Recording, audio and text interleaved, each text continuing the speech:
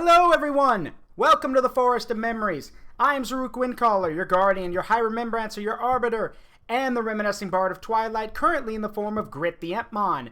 I hope you're all excited tonight because this may be the finale to Digimon Hacker's Memory.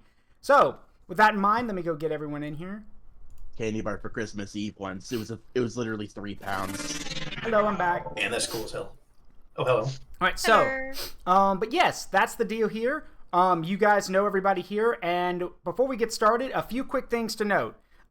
First off, what was it? Yeah. First of all, if this, words. First of all, follow up. With this game close to completion, the next game on the docket, because I know some people have been throwing out ideas, the next game on the docket is Save the Princess. Amina and I are going to play through that. Slay the Princess. We're going to play through that together. Like, that's already on the docket. That will be a thing she and I are doing. Once that is done, we'll be doing Digimon Survive with the whole gang back together. So, that's the plan for that. Save the Princess got an update. Oh, it did? It's called the Pristine Cut. Okay. I told you about it. Yeah. That's like, okay, so that's the update. Okay. I didn't know that's what they meant. It is a good update. Yes. So, there's that. Also, what was the other thing I was going to mention? Oh, right. Another thing to mention. The merch up top. It's still available. It's not going anywhere. However, I have been in contact with with the merch representative, the person who helped me out. They have informed me that some of the stuff that people have suggested is possible. It is. But she also recommended that we wait at least until some part next year before we think about shuffling things around. But she did agree that yes, there are some of the ideas people have been suggesting do work. And finally, one other little piece of news. Grinex, you were the one who told me to tweet about it, so maybe you should tell everyone about the Bandai Namco board meeting thing where they revealed how popular Digimon was? Oh yeah, so not only did Digimon end up becoming, for a while, third of their most money-making brand under their belt. I mean, currently they're fourth, but that's because Ghost Game had ended, and also the movie. But without anything going on right now, Digimon is making money, and it's currently the third place. Sorry, fourth. Behind what? Shoot, I forgot what's going on right now with Bandai, but it goes to show that they do at least partially understand that Digimon is still very popular. Yeah. Aside from that, yeah, they also increased the animation group, the people who are working on the whole anime and stuff. Yeah. By 4 times, I think, or was it 5? What? So they multiplied the animation budget by 4 or 5 times? No, the amount of people they have in staff for that. Oh, okay. Interesting. So they're gonna be starting to plan on something big soon. It's just nice. we have no information other than that. Interesting. They're cooking something. Yeah. We'll see how that Here's goes. hoping it's fun. Yeah, we'll see how that goes. Hearing them acknowledge that Digimon is popular is weird. I guess it must be making a lot more money than they thought then. Yeah, they probably were assuming it was just gonna die off, but No. wrong. Yeah. Wrong! People Also, still like little buddies. Also, for those wondering why Kade didn't grow very large, remember, Kade doesn't have the specific boost setup. If y'all want to make Kade really big, y'all actually have to donate TID subs. Don't forget that. Then y'all can set the growth rate for him. Also, last time we tried, he got sent into the back rooms. And I fixed that. I fixed it. Hey, Sai! That was so fucking funny. You said that last time too, but then it still happened again. Well, this time it works. Yeah, this time he didn't go into the Shadow Realm. Yeah, he's not going into the Shadow Realm this time. Anyway, hey, Sai, I see you in chat. I didn't grow too large to be perceived. No, you just teleported to another dimension. Just Anyway.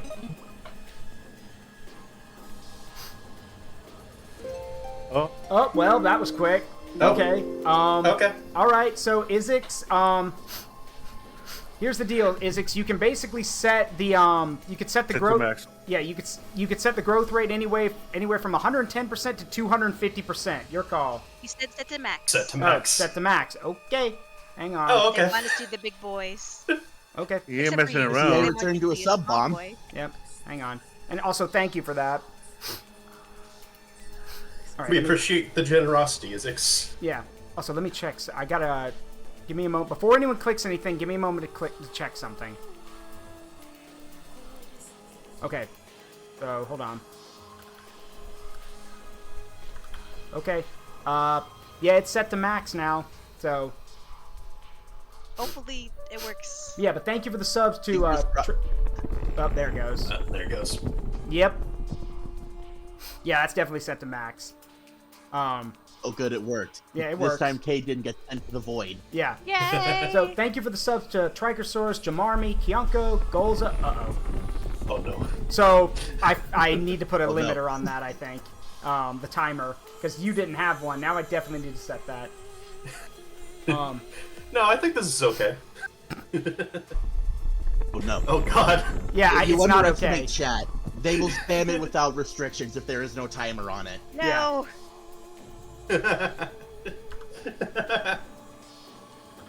You're laughing. You're literally becoming a god and you're laughing.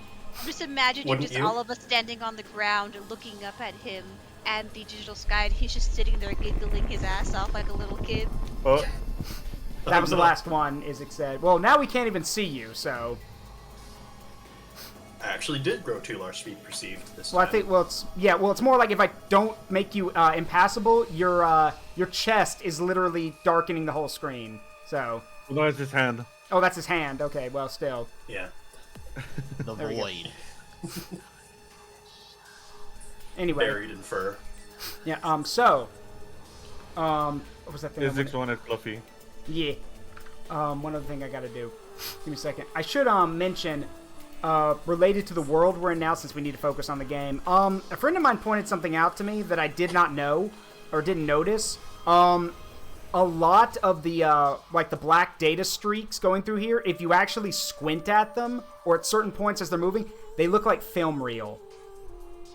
Which, considering this is Erica we're talking about, who basically, in some ways, has to watch her own memories like they're on film, that's kind of disturbing. It's I think cool, that but it's still the disturbing. Eater texture, but that's also like a really cool coincidence to Yeah. like interpret it Yeah. as film reel. So, I can kind of see it, but it's an interesting coincidence nonetheless. yeah. I like it. It is now headcanon. Let's see. There we go. Yeah, someone said that you need to like set my shrink rate now. I too. did. I said it. Okay. No, Cade's still here. Like, the thing is, though, is that, you can't, like, even, if I turn this thing to, like, 66, 68%, you literally, it just looks like there's a darker thing on the screen. It doesn't do much. But yeah, he's there. I am the background. Anyway. We're all just sitting on him, playing video going. games. It literally looks like I'm casting a shadow on the stream. Yeah. Do we have to fight another one of those? Yep. Great. Another one. Yeah, another one. What? This will be a domination battle. Make sure you have 3 battle members. So what, do I need to call What for... the fuck? Do I have to call for help? Gelzamon! Imagine we. No, go ahead, LichKing. I was about to say, I did not expect to have a domination battle with the eaters. I mean, it's gonna be a multiple eater, so you're trying to move around the area while dealing with like masses of them. That's just one way of doing this. It's also kind of thematically appropriate, which is a nice way to tie them into the game, for once. Oh, goodness.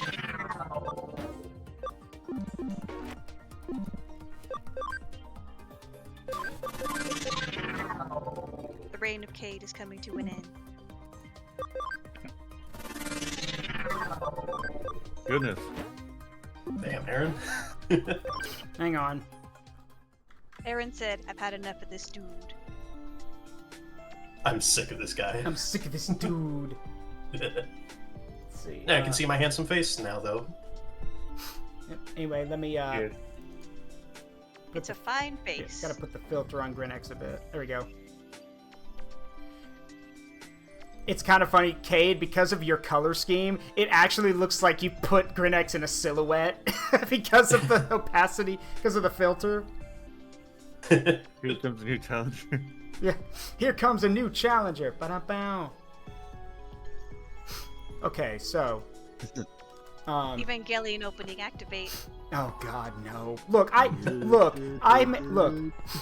Here's the thing. I've told people this. If you must, don't. But if you must watch Evangelion, go watch the rebuild versions because those actually give you a good ending. Because the basic story, like the basic series, is god awful and hurts your soul. I've heard funny things about the rebuild series. Is that like they're actually secretly like the sequel to the original series, but it's like in a different universe where like all the characters are like, oh, we've seen what can happen subconsciously, so this time we're gonna actually try harder and be less douchey. Well, But it is the original is funny with the ending because you get congratulations, you won. Yeah, congratulations. God. Congratulations. Yeah. Okay, You're the new Adam of this world. Have fun. I watched the original Evangelion, and it cured my depression. Which is very funny because the guy who made it was in the deepest, darkest part of his depression when he made that show. Mm-hmm. So I'm glad it helped you. Yeah, me too. All right, domination. Yeah, This is a new game mode. Domination victory condition destroy. When the destroy victory condition is in effect, a hacker will be forced to log out and be unable to join the battle when their party is destroyed. Taking control of an area and earning points will increase your attack and give you an advantage. Oh, so this is like no respawn. If you're dead, you're dead. God, I hate no respawn game modes. This is where Digimon with healing stuff really helps. Mm-hmm.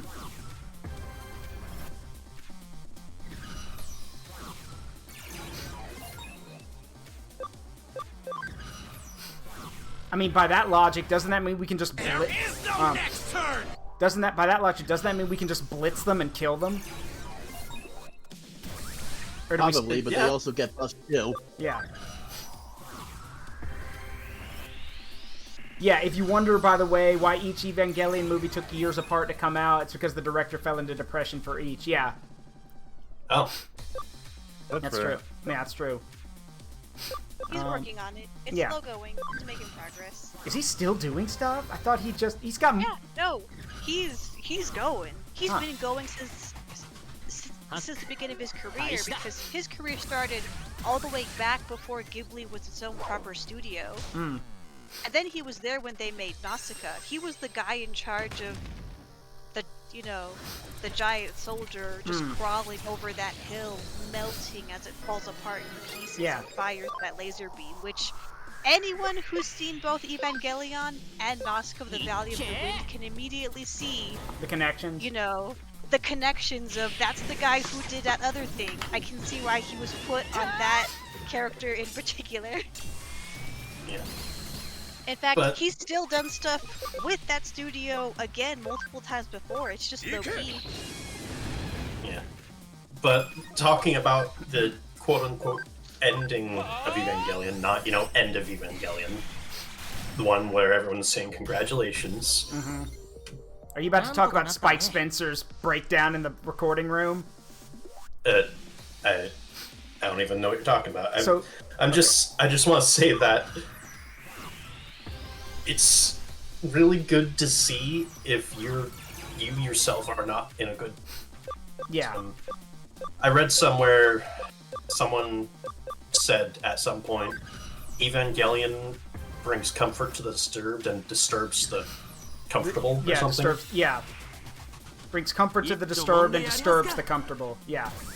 Yeah. Like one time someone asked the director what the meaning was, and he said it's already in there to begin with. Mm-hmm. That's the point of the show. Yep. I don't have to explain it. And I think that to some degree the people it's helped understood the point. Yeah. Because he was desperately, because he desperately needed that in his own life as well. Yeah, and also as both Izix and Telling have said in the chat, screams in geometry. Yes, screams geometrically. Yeah, like that will never not be funny. Yeah.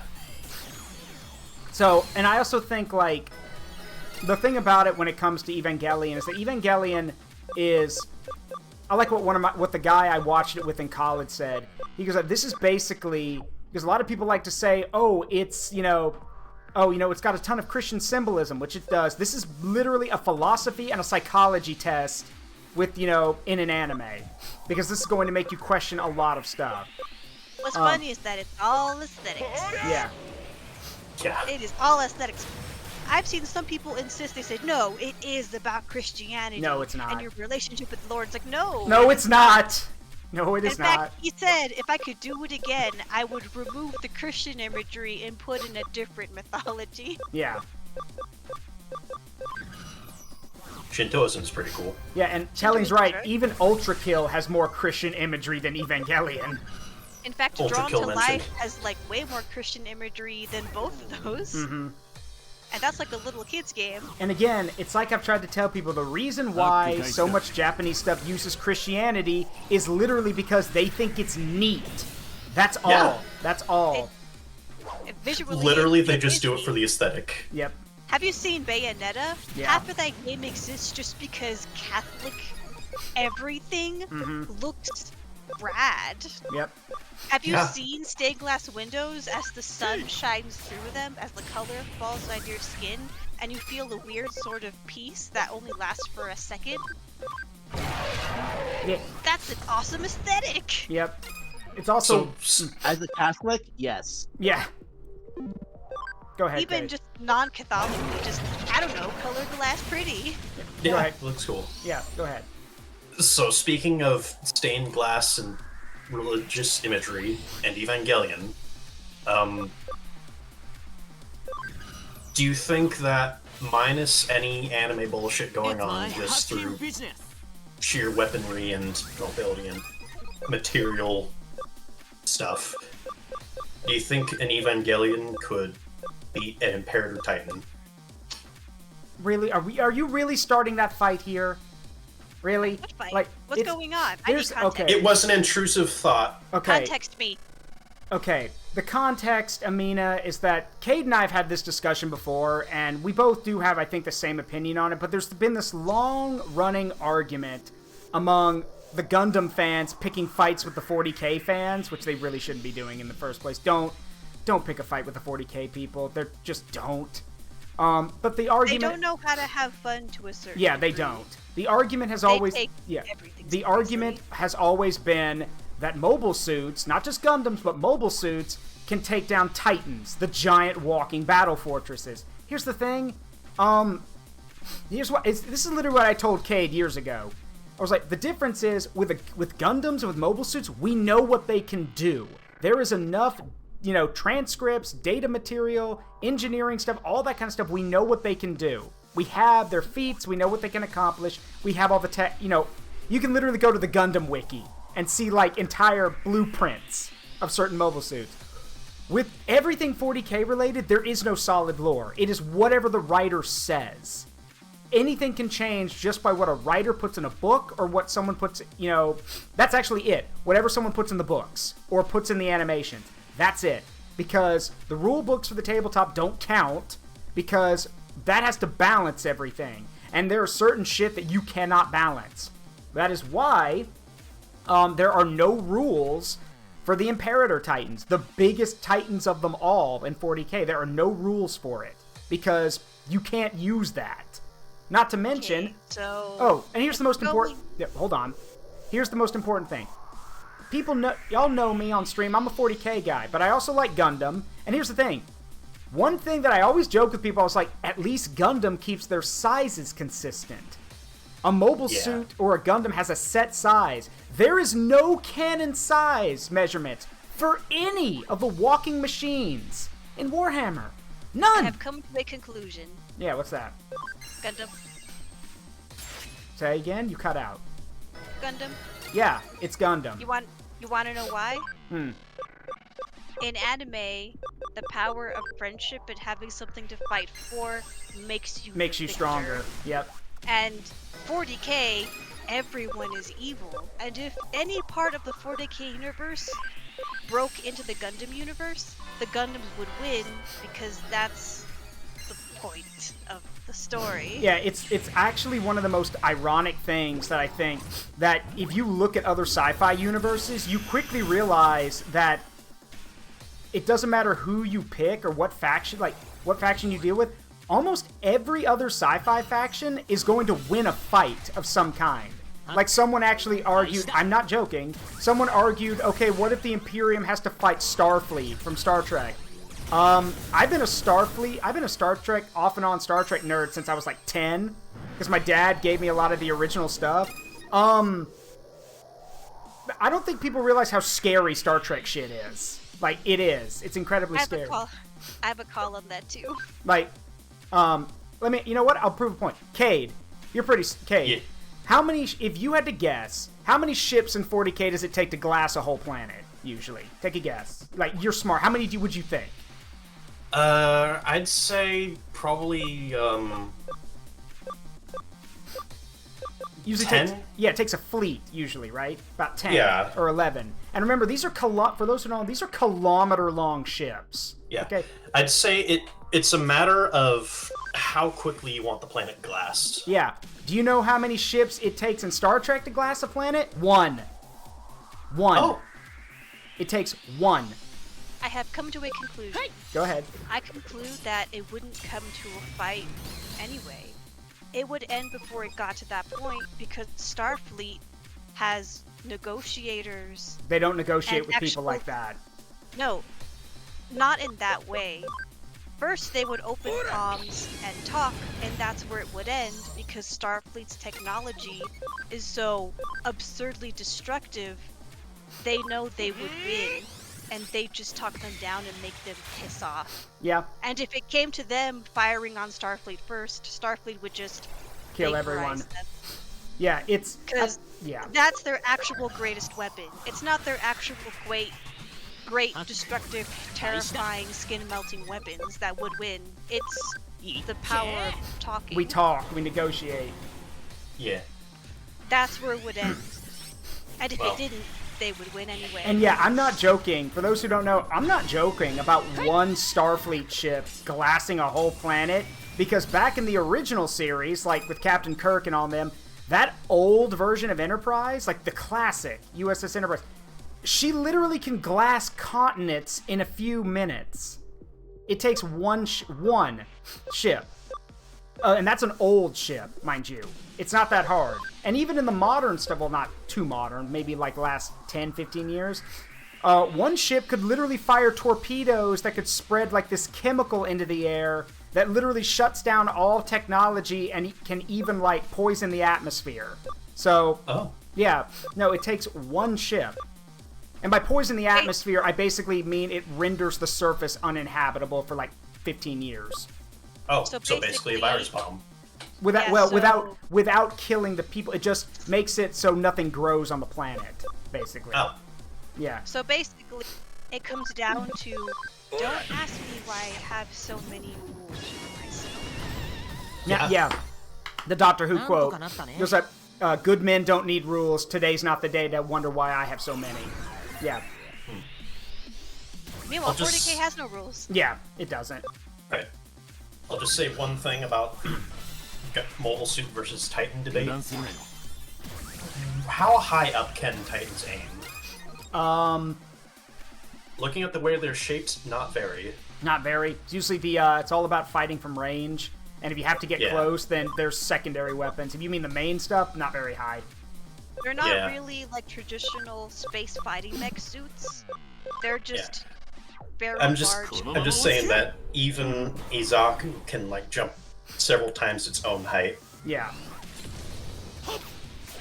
again, So- but as Amina knows, because Amina and I have watched the origin and the original Mobile Suit Gundam. For those who don't know, the entire point of the original Mobile Suit Gundam was it's a war story. That's literally what it is, a serialized war story. And it was supposed to paint that neither side was good. They both had bad people in it. But at the end of the day, Zeon killed way more people. So... Yeah, they kind of did multiple terrorisms. It's really weird because, like, you know, it was the same terrorism every single time of, like, dropping a satellite full of people onto other continents full of people and them saying, we're the victims. And it's like, have you guys looked in a mirror? Yeah. Okay, first of all, they didn't drop colonies full of people onto the planet. Yes. No, they gassed the colonies first. They gassed... the semantics! They're still dead! The semantics. They're still full of people they killed before dropping onto the planet. Yeah, G3 gas is fucking scary. It makes you bleed from, like, all of your orifices. And what people don't understand is that if you go and listen to, like, the opening monologue for the original Mobile Suit Gundam, like, they mentioned that in 1 year... 1 month. In the course of the whole 1 year war, half of both populations, for both the Principality of Zeon and Earth, were wiped out. So, God knows how many billions of people killed in less than a year. That is disturbing. Like, it wasn't like, again, it's supposed to be terrifying. Go for your weakest skills. Yeah, there you go. Yeah, got it. Okay, the exact words, at least in the English version of the opening narration, said, initial fighting lasted just over 1 month and saw half of each side's respective populations dead. Yeah. 1 month Yeah. to kill half the population. On both sides. Yeah. And then it went to stalemate and people stopped dying as quickly. Yeah. Erica is calling to you. Yeah, I know, I noticed. She wants to talk to you about your extended car warranty. Shut up. A common problem with space travel is that any schmuck can just get a big rocket and throw it at anyone. Yeah. Yeah. Char tried to do that. Yeah, actually, it's, God. Okay.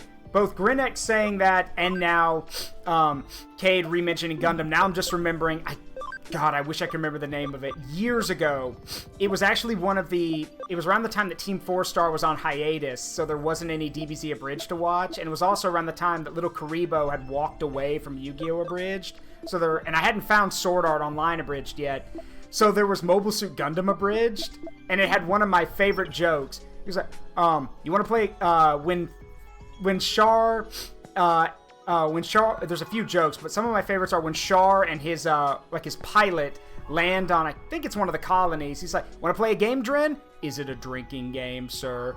Yeah. Oh. Take a shot. I know the Gundam Bridge. Take a shot anytime you see sand, and it's literally a desert. He was like, yes, sir. Yes, Texas colony. Yeah, so Char gets out, goes to do his thing, comes back. Are you still fucking drinking? There's still sand, sir. Ah, touche. Or Dren, your first mission is to count how many sand is in this desert. Yeah.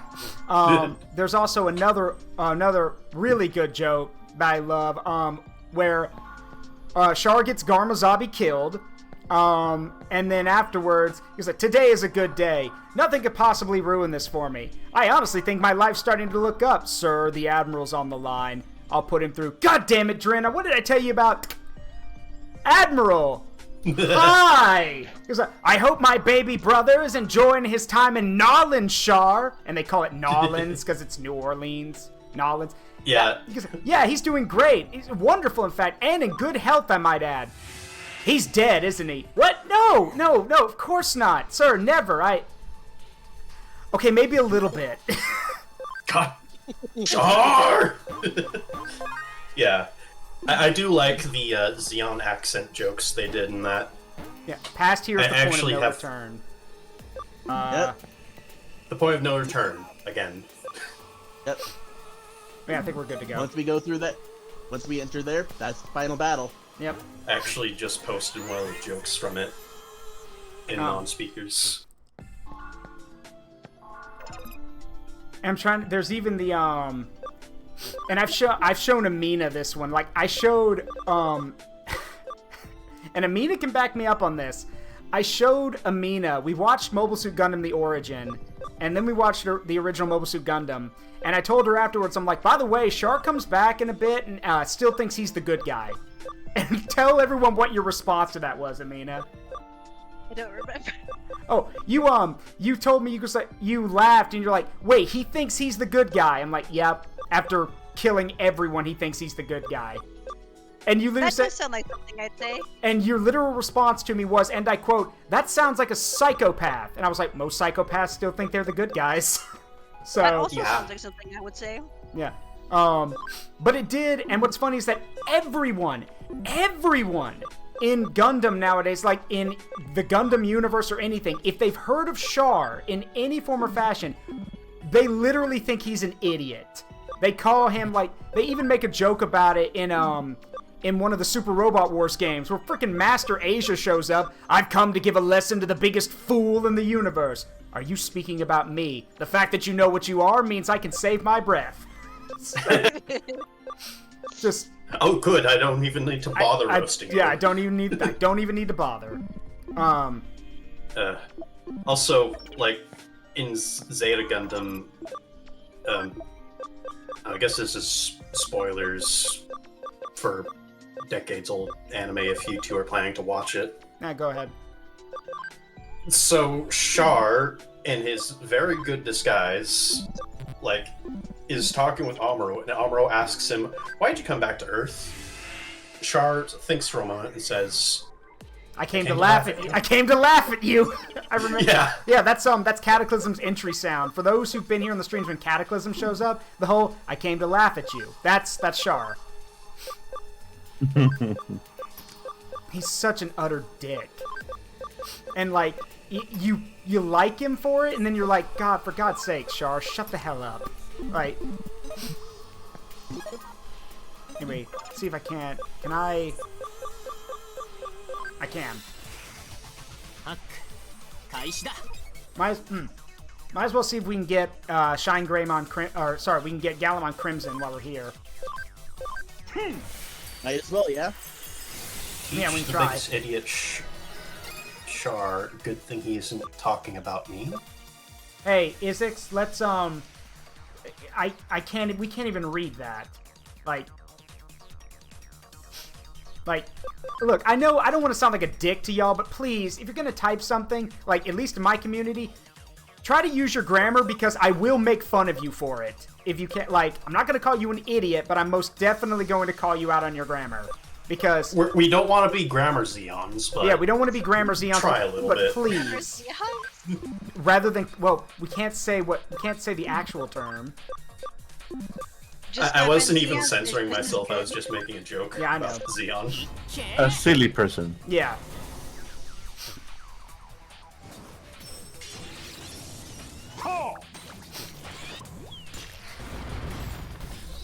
I think there was a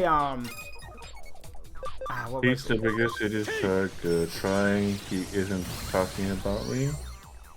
That sounds yeah, like it I'm would make more confused sense too, if you were Sean. saying it out loud. Yeah, Looks to me like were you typing on your phone? Because phone typing sucks. Yeah, phone Isix, typing does suck. yeah, I would know. Isix, I I'm hate sorry. You need to, like, restructure that. I can't read. Oh Basically, yeah, it's just, yeah, that's it. I'm repeating what here was to said teach before. because I'm here to teach the biggest idiot, Shark. Good thing he isn't talking about me. Yeah, like, well, and he was. That's the Yeah. funniest part about it. He's like, "Are you speaking about me? The fact that you know what you are means I don't have to waste my breath." Oh no, Keyblade, no. Oh no. Oh crap. Well, Ooh. I feel Keyblade, that. I'm so fucking sorry. Yeah, that sucks. F in the chat. Type in the chat. I have a really bad habit of breaking the arm. Say that again. I have a bad habit of breaking the arms off of my gunpla. Yeah, it literally just your mic cut out for a second, so to me it sounded like you said, I have a really bad habit of breaking arms. I'm like, I was like, wait, excuse me? Are you a serial arm breaker? No, I've only broken one arm, and it was my own. I have a really bad time breaking the. Yeah. There it goes again to the back rooms. I know why he was sent there. It's because he's breaking everyone's arms. It's a prison for his crimes. It's not my fault. His crime of Everyone's breaking arms are everyone's built like arms. toothpicks. Yeah. Have you seen me? Stop Kade, breaking everyone's arms. Kade, this is an intervention. You need to stop breaking people's arms. What are you talking about? Just casually cracks Kade. someone's arm. I love that joke from ASDF, from ASDF movie. Larry, this is an intervention. You need to stop breaking people's necks. What are you talking about? Larry? What? Larry! He's like breaking a dude's neck. This movie will never not be funny. Yeah, like the mood there. How did I get here? The end. look, I break arms just by yeah. Like it is hard not to break arms when I am this big. You're lucky I am only breaking arms. You're lucky I'm only breaking arms. What's that supposed to mean? It's exactly what you think it means. You want to go?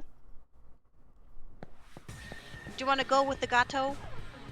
There was a, trying to see, I actually saw this today, you saying that reminded me, so, just, oh god, it's Devimon, Lady Devimon, and their dog. Shit. The couple walking their pet wolf. Yeah, it's the goth couple walking their pet wolf. Their pet vampire wolf. Yeah, their pet vampire. I just thought of something I can't say on Twitch. What?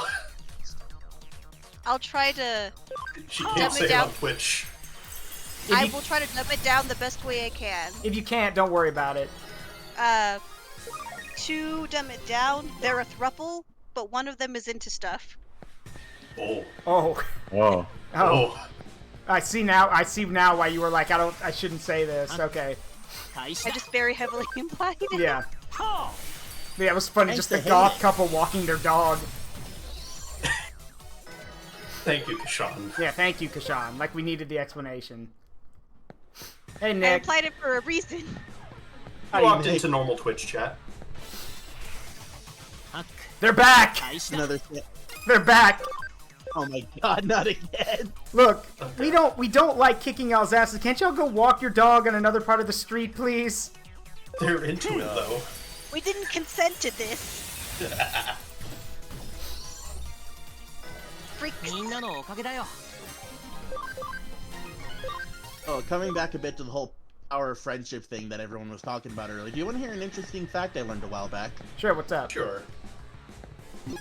So did you know that the reason that Fairy Tail has so much power of friendship in it throughout the entirety of its series is because Hiro Mashima was literally suffering from crippling loneliness as he was writing it? Huh. Makes sense. Yeah, makes sense. And that also explains why almost, actually pretty much all the villains were just outright redeemed, and then given girlfriends. Yeah, from what I remember of the post I saw, he literally said, "When I was writing Fairy Tail, I had no friends." Oof.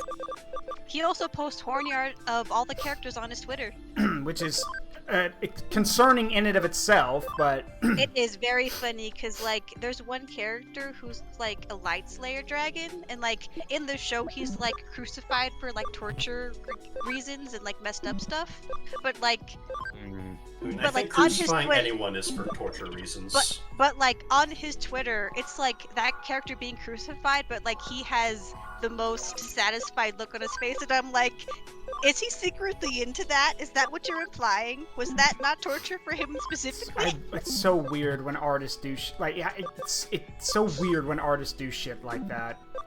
And then the craziest part is that he has ship art of his own characters, but he will not canonically ship them in series. He'll just draw like lightly smutty art of them together, having fun, and it's like, dude, we know you can draw it.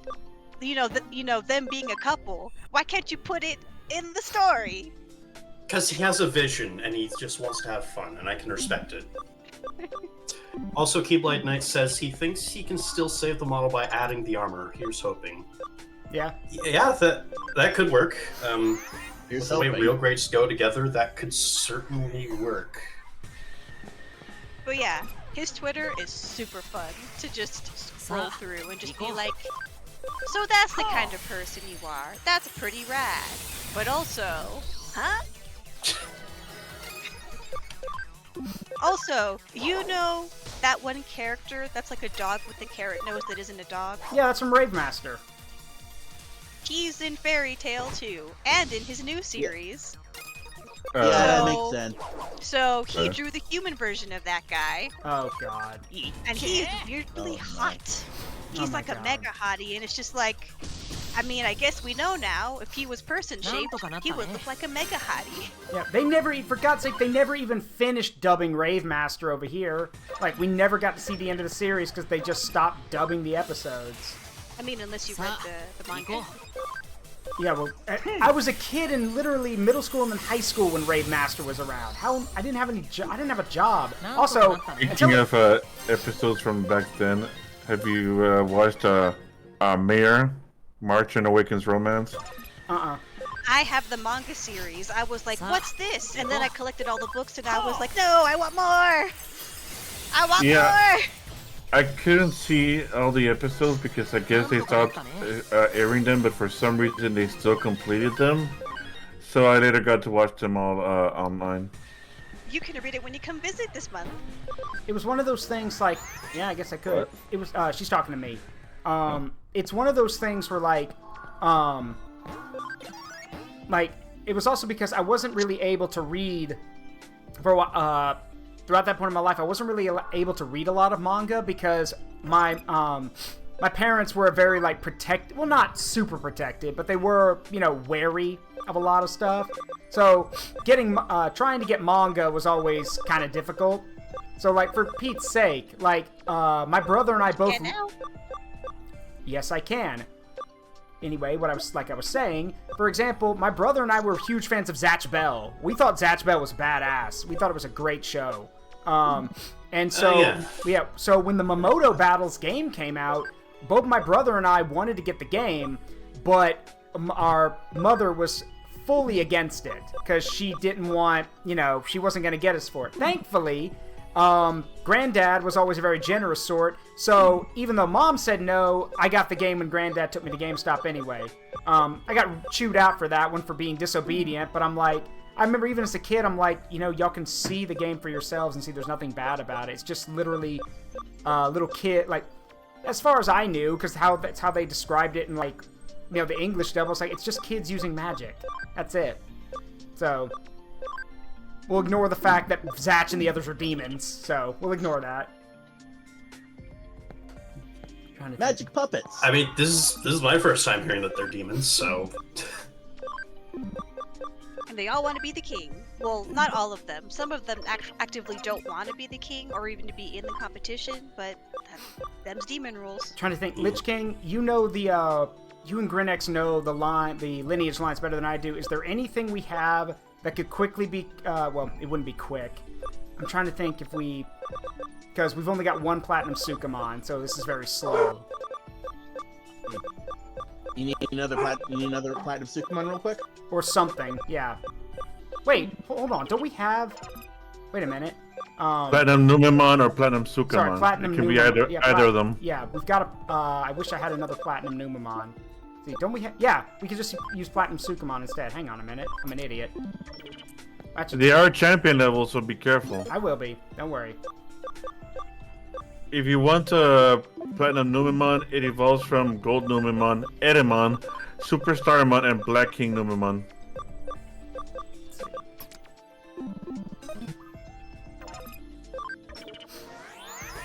It's nice, it's nice. It's nice we got K's server here where you can just walk in and pick a fight. That's why I enjoy going into the mirror dungeon every now and then. It's a really good grinding location. Would you like to know where I'm grinding at? Sure. Despite being at like chapter 8 or something like that. I went all the way to Kowloon level 5.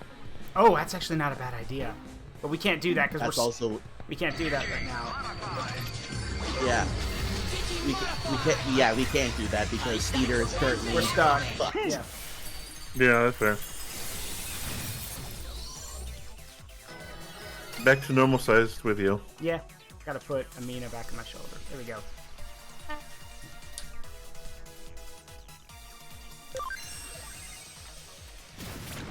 First manga I ever actually read was Inuyasha. For me, it was actually One Piece out of all things. The first manga I read was Rurouni Kenshin. Fuck yeah. I think the first manga I read that I understood was a manga was Tokyo Mew Mew. Rurouni Kenshin is so good. It's a shame the author's a scumbag. Yeah. Really? Oh, It's really yeah. weird. Yeah. Not a good person. Man. We can't really talk about it on stream. Yeah, we can't. But, cheese pizza. Yeah. That should be enough to explain. It isn't enough, but I'm not gonna ask. You can go to Google and Don't. How about don't? Yeah, all I need to know is he's bad. Yeah, Yeah. and meanwhile, then you got Sailor Moon's mangaka who's like a fucking genius. Like, and she has multiple degrees. yeah, that's why I and said she's fucking a genius. multimillionaire. Multiple degrees, multi-millionaire. She's married to Hunter x Hunter's mangaka. She married him because he's pathetic, and that's honestly goals. She is the sugar mama, and he is her sugar baby. Oh god. Well, no, In fact, she's not joking about that.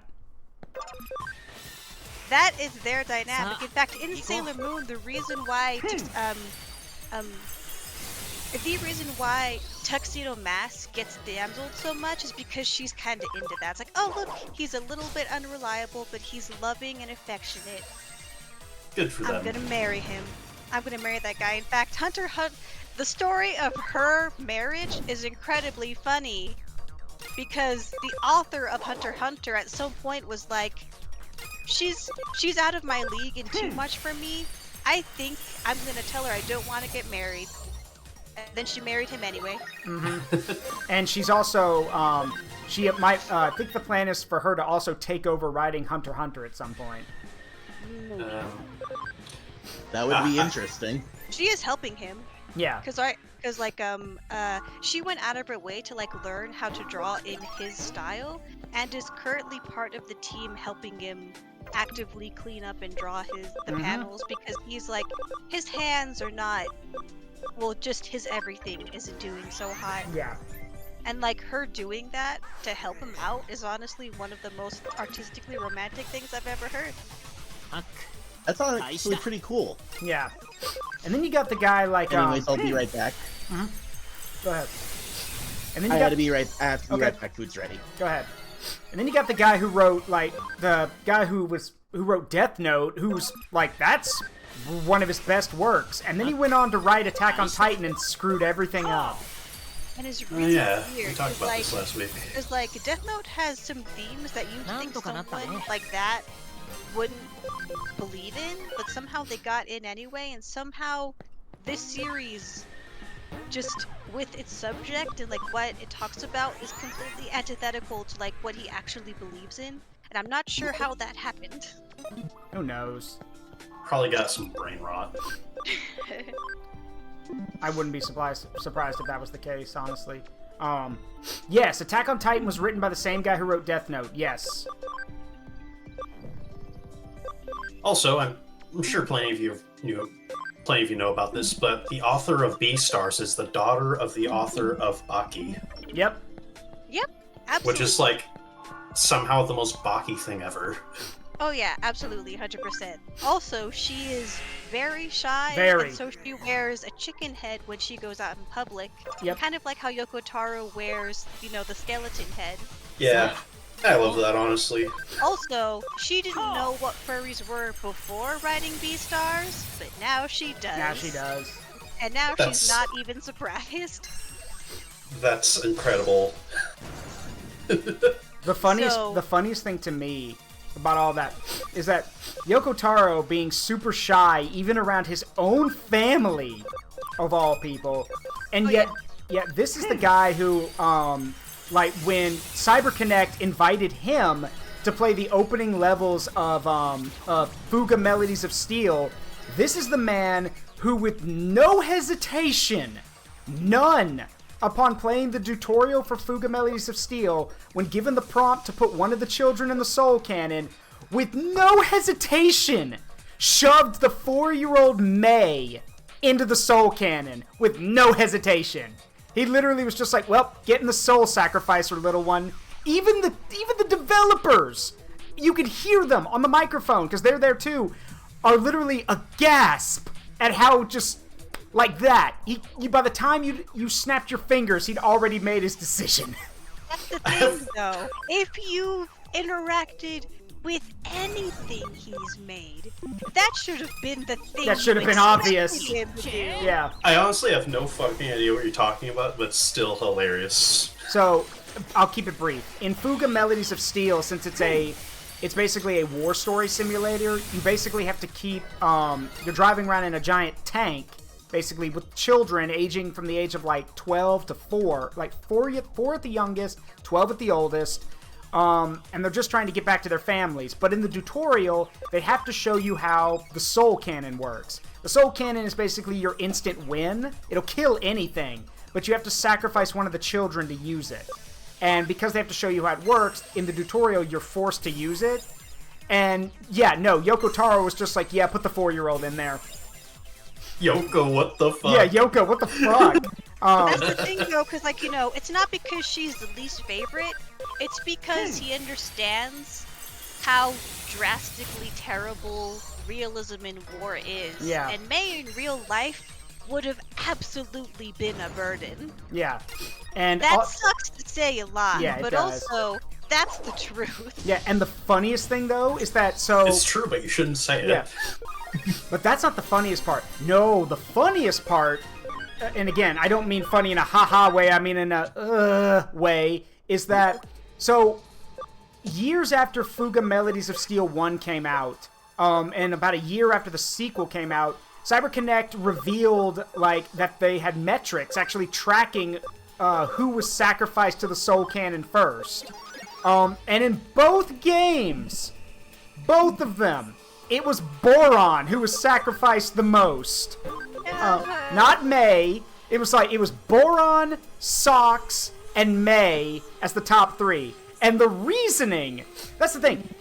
Yes, May was third because a lot of people were like, well, she's a little girl. She can't really do anything. She's, way too innocent. She won't be able to, to take what she's seeing. But the reason people picked Boron is so sad because literally the main reasons he were picked was, 1, someone said, he literally eats too much. He's a burden to have around. Kill him. The second reason was because, he's fat and lazy, he won't do anything. Get rid of him, which is not true. Boron's like the hardest worker out of all of them. And the other thing about it is that someone actually said in one of the things that, I don't know what the word for it, like, in English is, but, well, okay. They used a word in Japanese, but it basically translates to them calling Boron slow, basically, and said he would be a burden. Damn, And bro. I'm like, okay, first of all, like, and that's the funny thing, because if you actually learn about Boron, 3 things are apparent about him very quickly. 1, Boron is actually a lot smarter than people think. The reason he doesn't show it is because he even tells Hana, he's like, I've never needed to be smart. He goes, I am, I guess, but I don't need to be smart.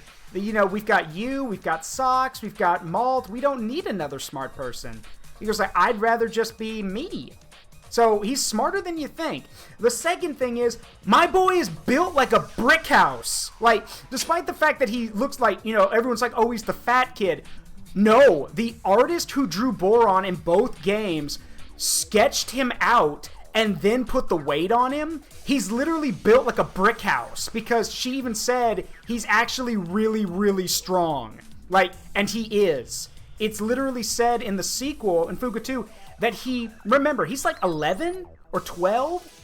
He tills and plows farming fields, by himself. Like, he's extremely strong. Oh, damn. He's got the farm boy Superman strength. Mm-hmm. Yeah. And most importantly, in both... Also, does he have a brother named Carbide? No.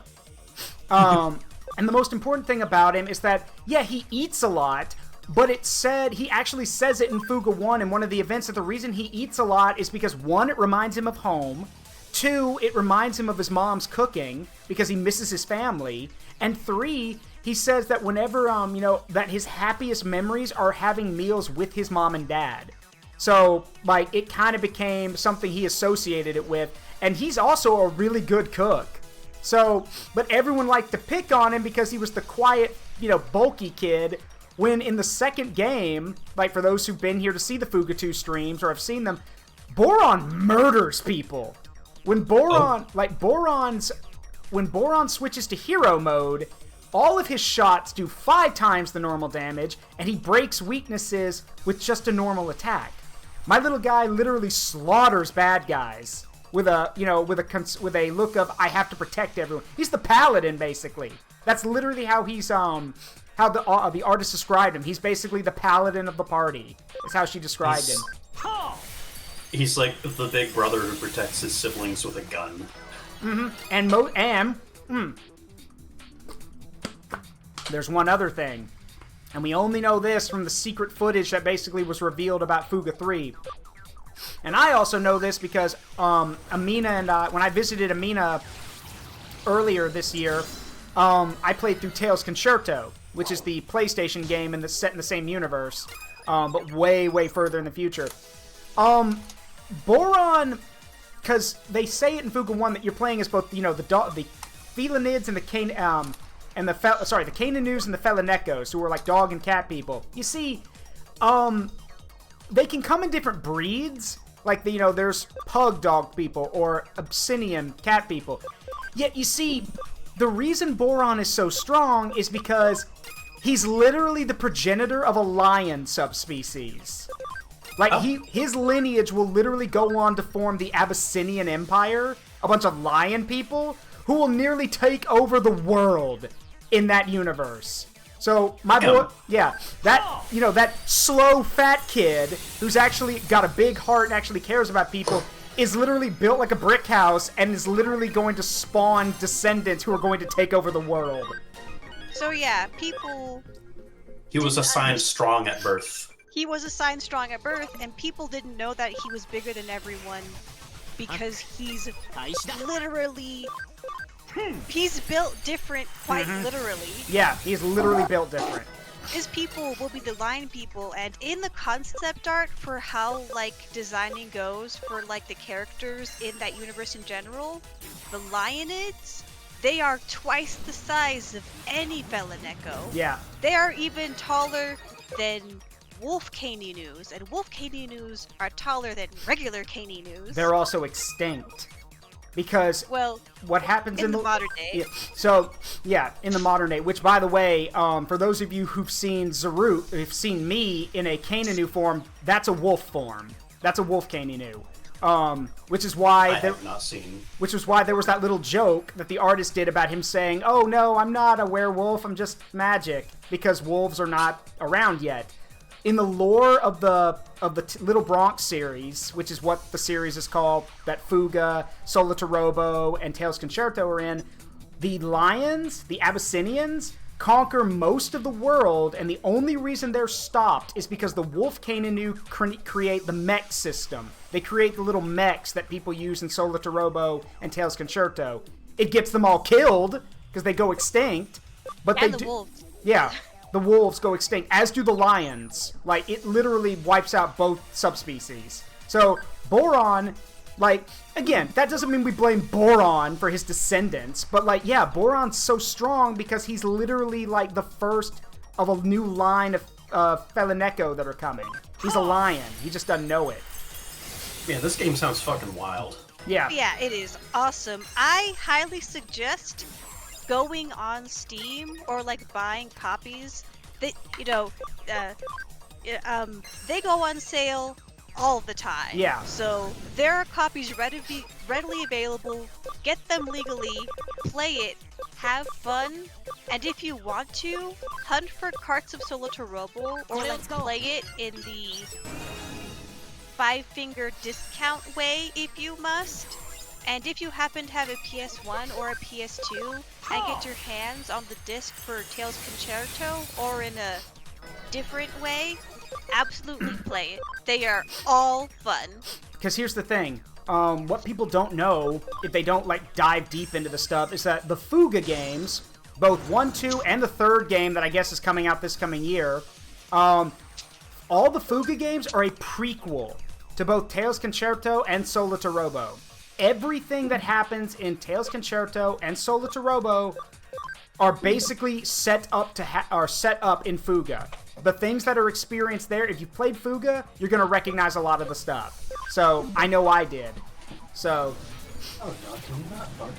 and again, it's a Tales Concerto game, or sorry, it's a CyberConnect game, which is why the stories have to go so hard. Because don't forget, for those who don't know, CyberConnect are the same people who made .hack and that entire series they made, goes balls to the wall, and it's awesome. They made absolutely also interact with .hack. They made .hack. They made Azura's Wrath. They've made they've made quite a few games. Why are some of the Digimon pixel? Oh, they got hit with a status effect. That's why. I love that there's just a indie game status effect. Well, I'm glad you guys were talking about Fuga in actuality, because I came in at sacrificing children. So, who's the canon tutorial sacrifice? Does it matter? It doesn't matter, because it gets undone. That's the thing. It gets undone immediately, because all it's there to do is show you that, hey, this happened. You have this option. But here's the thing. You get a free one. Yeah, but here's the interesting part, and this is what I love. So, naturally, most any normal person is not going to sacrifice a child to beat an enemy. What ended up happening is most people who played Fuga 1, if they came up against a hard boss or something, would just keep bashing their head against it until they won, because they weren't going to sacrifice a child. CyberConnect apparently was like, well, it's good to know people have morals. They're choosing not to hurt the children. Let's take the choice away from them. Because in Fuga 2, if you take too much damage during a boss fight, the AI program inside the tank will randomly choose a child, shove them into the soul cannon, and then say, you've got 20 turns. Figure this shit out. Like, that is so fucked up. Get good if you don't want to sacrifice the child to win. Also, yeah, soul cannon? Yeah, so, okay. Literally sounds like a fucking piece of Dark Age technology from Warhammer 40k. Actually, I think it would operate just like that too, because in the manga, it Manga's actually not canon. showed, well, regardless of whether or not it is canon, it shows what would happen to the person inside the soul cannon. How about you, Amina, can you look up a picture so we can show them? Okay. Yeah, let's do that. Here's the deal. Okay. I'm going to give y'all the brief thing here. If y'all want more info, I recommend going to the Little Tail Bronx wiki, or better yet, playing the fucking games. So, here's the deal. The Tyrannus, the Tarrascus, all of the tanks and the giant monsters you fight in Fuga are all born of the same thing. They're all born of the same technology. They are called Titano Machina. They are basically super weapons. Humanity as a species has long been since dead in Little Tail Bronx. We literally wiped ourselves out using these super weapons. The Tyrannus, the weapon you use in the first game, is basically an anti-kaiju. It's basically an anti-machina weapon. It was created to fight the giant kaiju machines. And its weapon of choice was the Soul Cannon. The Soul Cannon is literally capable of capable of taking the life force of whoever sits in it and converts that into a weapon. Now the thing is, the tricky part is that it doesn't it's kind of vague on if it's different on adults or children. The manga says it doesn't matter. The games say it doesn't matter. But the wiki says that adults could, that an adult's life energy, you could probably get 2 shots off. You only need 1, but that meant that an adult could fire it without dying.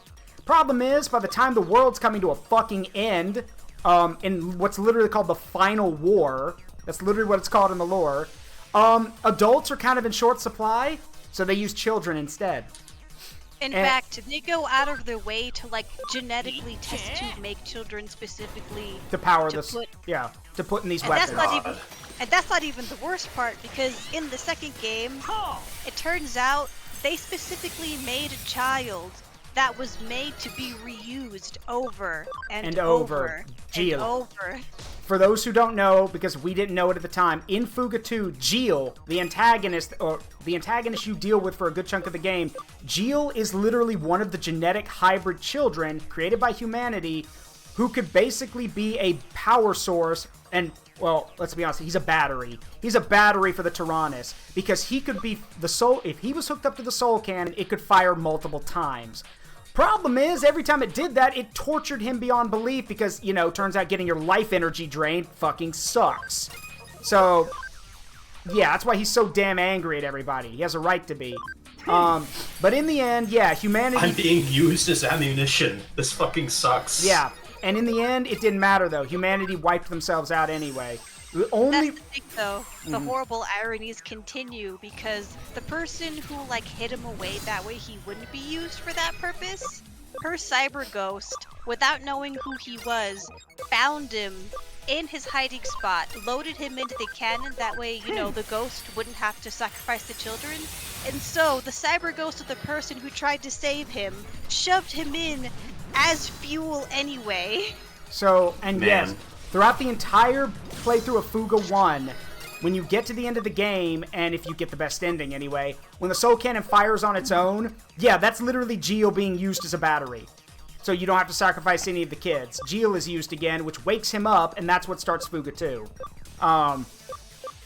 Regardless, the entire point of the Little Tail Bronx games is that it doesn't matter that humanity's fucking dead, because our mistakes are still haunting this new species. All of our mistakes, all of our everything, all of our weapons, all of our technology, everything is still causing problems. Also, they're all French. They're all French now. God. Not all of them.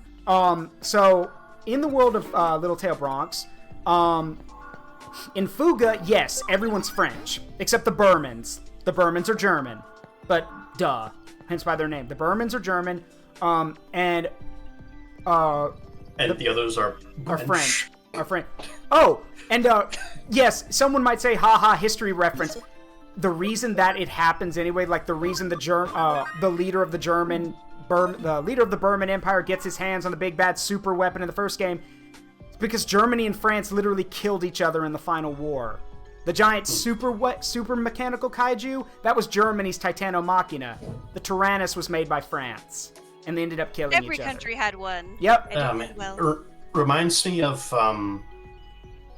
this YouTube animation showing just this gigantic mega bomber plane thing, and all of its crew are dead, but it's still bombing cities. Yeah, because it's AI controlled. Yeah.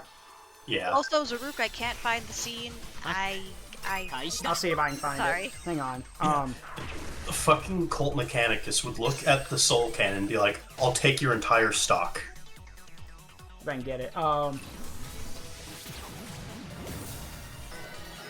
It's not full explained in all the games, but there is a whole class system of all of these giant mechs and how they're operated and how powerful they are depending on on which country made them before they all exploded each other, Yep. and it's really interesting. Nick's comment on that. There is also something to say about Ultra Kill, but I'm not going to spoil anything for Zaruch. Let's see.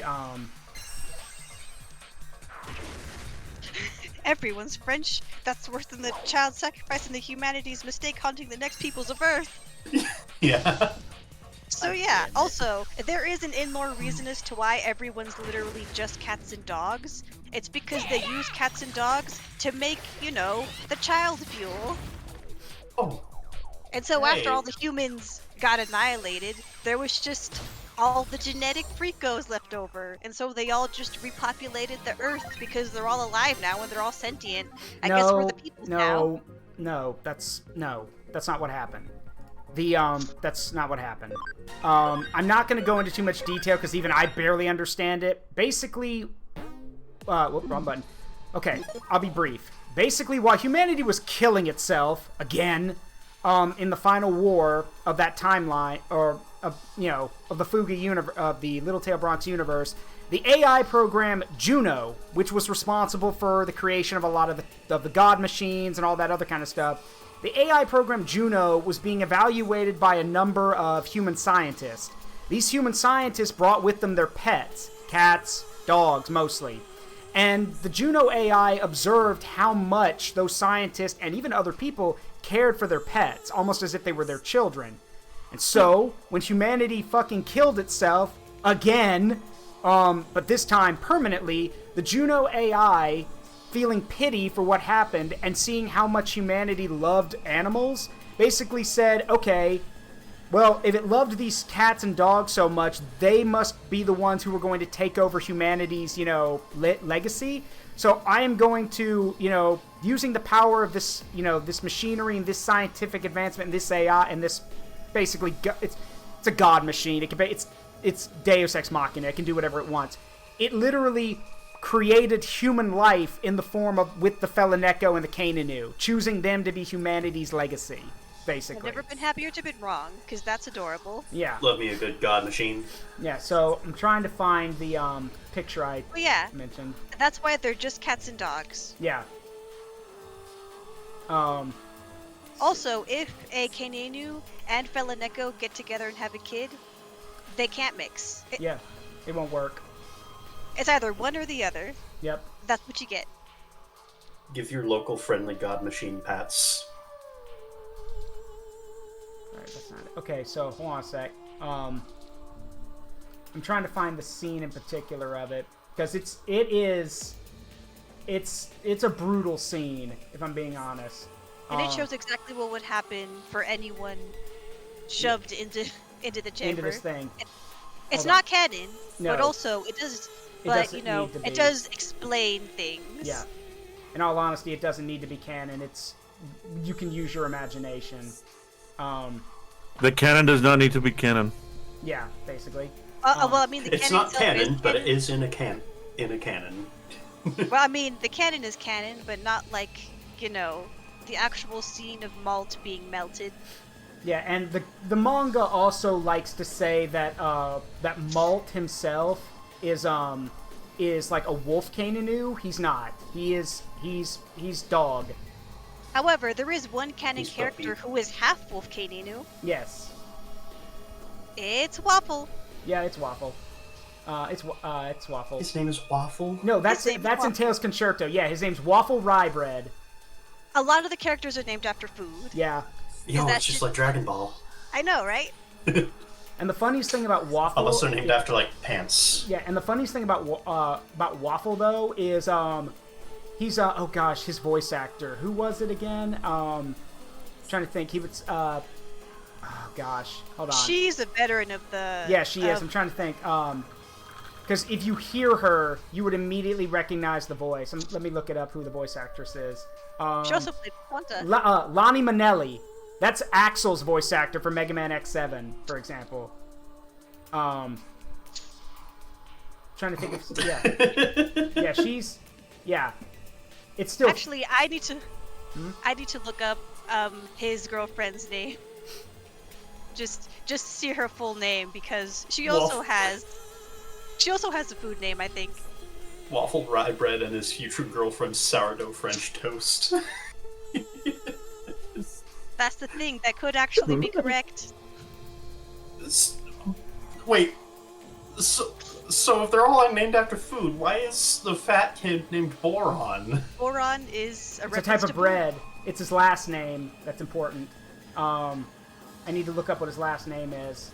In fact, all the kids have food names. Yeah, because, like, for example, Malt Marzipan and his sister May. And malt is a type of cereal. Yeah. Hold on a sec. So, I found the scene. Let me grab it. I found it. Also, I guess we need a warning for gore. We do. Mild gore. Yeah, we need a warning here. A gore warning. So, if you don't want to see it, look away. And then we'll tell you when it's gone. Yeah, so, I'll let you know when. Content warning. Yeah, very much so. Child being melted. Don't look. Well, look away. It's more than that. There's a lot that happens to Malt in this image. Hang on. That's why we need the warning. Yeah, hang on. I'm about to hate this, aren't I? Probably. You aren't gonna get in trouble for this, are you? No, I don't think so. And if we do, we can just edit it out for YouTube. I actually googled it. He's Boron Brioche. Yeah, there it is. Boron Brioche. Sounds radioactive. That can't be good. Yeah. So I don't know much about Boron. So here's the deal. I'm not going to show. There's one part of it that I am definitely not showing because one part of it literally shows like him like dissolving, and you can actually see, you know, everything under his skin. I'm not doing that because that will most definitely get me banned. But I can show you the rest of it. The rest of it's not too bad. I don't think people want to see his face. What's the rating on this game again? Well, this is from the manga. The game is, I think, rated. I guess it'd be rated E10 or teen. I guess. All right. So here's the first image. This is after Malt sits down in the chair. Remember, this is not canon, but I don't think it matters. Show us the skinless melting child on Discord. So that would go in the NSFW section. Yeah, so there's the scene. That's the first thing that happens. The chair says, "Get over here." Ah, the chair stabs you. And then... Oh my god, he's literally a dog. Nope, I hate that. Nope, hate that very much. Yeah. Ooh. Yeah. Ooh, that's fucking rough. Yeah. Mm-hmm. And again, And it gets worse. No, I'm not showing the... No, this one's not that bad. It's just like him floating in the fluid, basically. I'm not... It gets worse than that, but I'm not showing that. Like... Yeah, no, I hate that. Yeah. How the fuck is he able to go through this multiple times if it's fucking dissolved? He doesn't. I said... Every kid only works once. Except for Gio. I said that adults possibly could do it twice. Okay, I thought this was the character you said No. who was, like, designed for this. No, that's Gio. And even then, Gio, like, suffers whenever that happens. So, regardless, though, that's, again, manga's not canon. But it does illustrate what happens. I see. The tank reenacts a part of a Junji Ito story, stabbed by a chair. Although, speaking of Malt being put in a soul cannon, have I ever told anyone what which child I chose for the tutorial? No. Who'd you pick? I picked Malt. Yeah, of course you did. He's the oldest. It's his responsibility to take care of everyone. And and by doing that, you basically lead the kids without a leader. So, but that's the thing. I am the oldest of multiple sisters, and I would shove myself in first too. Regardless, so back on topic with the games. The thing is, the games, like, you know, the games at the end of the day are strategy games because it's like build the party, you know, make sure the kids talk to each other and interact. You know, they're turn-based battle games.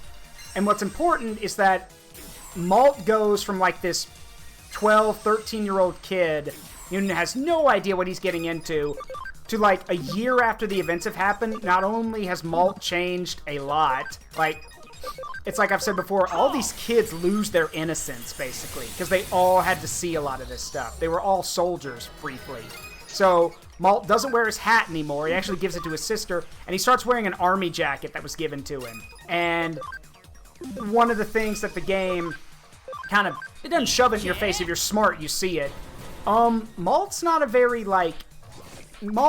happy-go-lucky kid anymore. In the second game, Malt's a lot more serious and a lot more stoic. Traumatized. And yeah, traumatized to be sure. But he steps up when need be. So this kid can hold so much trauma. Slaps his back.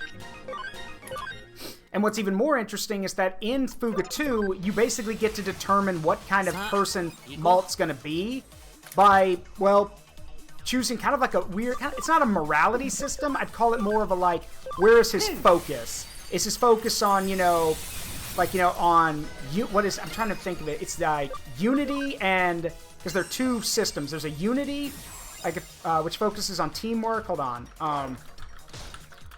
let's see, say, yeah, until you showed me those manga pages, I actually was not expecting that all the characters would be furries.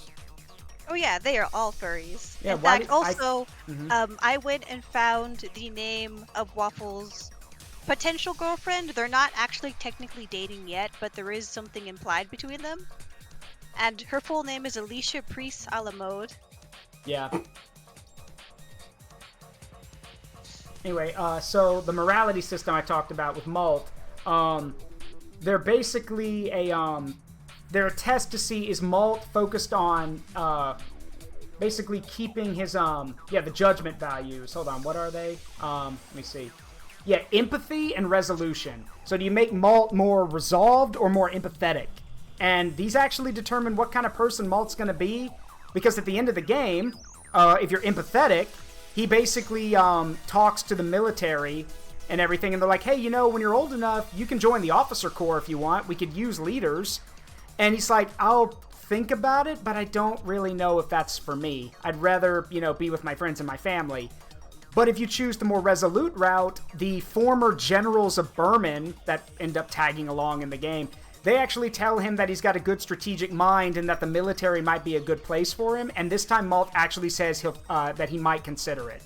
So, so basically, does Malt join the military or does he stay doing his normal stuff? So, and for God's sakes, just let the kid have a peaceful life. He's done enough. Nick's right. This poor kid can fit so much trauma in him. Slaps back, crumbles to ground when you slap his back. I do have to say, because of the secret footage, I like to think that he did live out a peaceful life, but then, his, subconscious gets loaded into something. I could be wrong, because we're not going to speculate. We'll wait and see. Speaking of, that reminds me, I'm going to show this off. So, Sai can't join us because he's studying, but he did want me to, he did say it was okay to show this off, so...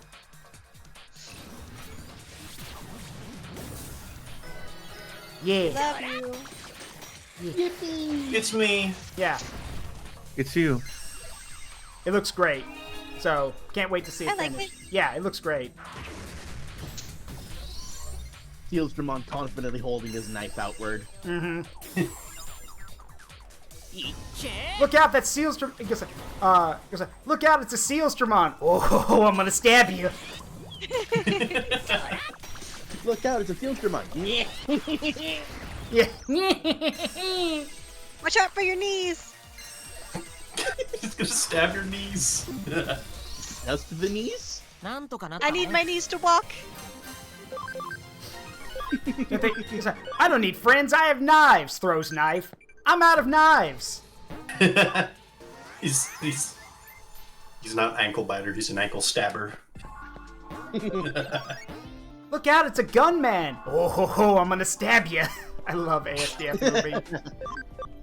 As this movie's great. It's so good. Okay, need to get, we're almost ready to shift back, and I think, maybe, I doubt it, but if we do, once we do the post-game stuff, we'll at least be able to make Susanoo-mon. So, Yay! Hell yeah. We don't have... George, we don't have time. We need to go rescue my sister in a minute! Just grinding enemies. In a minute! I need Susanoo Woman! No, you don't. Yes, I do!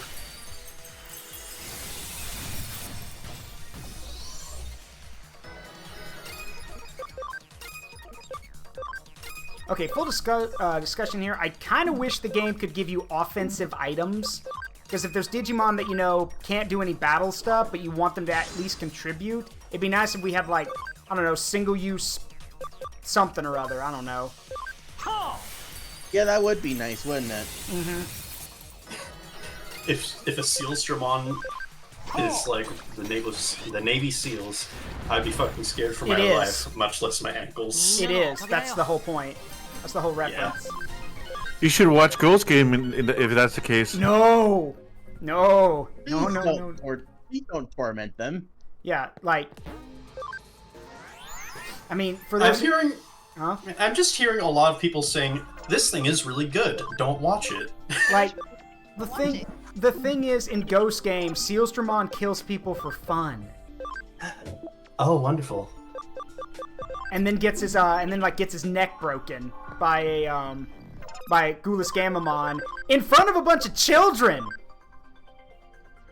That's fucked up. I can't wait to watch it. Yeah, that's fucked up. You're literally, I love what one of Grinix, you would have loved this. One of my friends actually did, I wish I had saved it. He did a little doodle of his own character watching Ghost Game, then looking at Gulas Gamamon, pointing at the TV. That's fucked up. You're fucked up. And Gulas Gamamon's like, thank you very much. That's fucked up. You're fucked up. I went to get pie. I miss any child murder. We talked about it. Yeah, we mentioned it. Okay, so we got a bit of a problem. I don't have the speed boosting items, which means we would basically have to like we'd have to grind yeah, we don't have this. Are you gonna have to Garurumon just like glide around on Heelys when he moves? He does. Yeah. I fucking love that. Go ahead, Grinix. Are you gonna have to pull out the treadmill? I mean, the problem is that even then, you can't make, like, we'd have to wait for him to do that. Problem is I don't have the, cause he needs 100, how much is it? 150 or 160? He needs 160 speed, and he's only got 145. So, yeah. So, God knows how many levels that would take to get him to that point. So... So instead, I think we're just going to go ahead and head for the final fight. So, and we can address it after that, because I do want to make some progress tonight, so. Yep. Time for progress, let's get it done. Let's fucking finish this. I'm actually scared. I'm very scared about what exactly is waiting for us beyond that, but I guess we'll find out. Oh, wait! Yeah, we'll be fine. Oh, wait, there's... Oh, wow, that's expensive! Yep. Well, that is... Jesus, that's a... Okay. I could buy a couple of those. Well, but... I have an idea as to how you can make money fast. Yeah. 100,000 But you're not gonna... banana? Go ahead. So, you know how there's Platinum Numemon and Platinum Sukamon? Yeah. Sukamon? Yeah. There's gold versions. Yeah, I know. Gold Numamon, I know. Not to mention you, I think you have a billionaire USB. I do. Equip it. Hang on. I actually have another idea. Money, money, money. Yeah, hang on. Money. I have an idea. Banana. Rotate. Banana.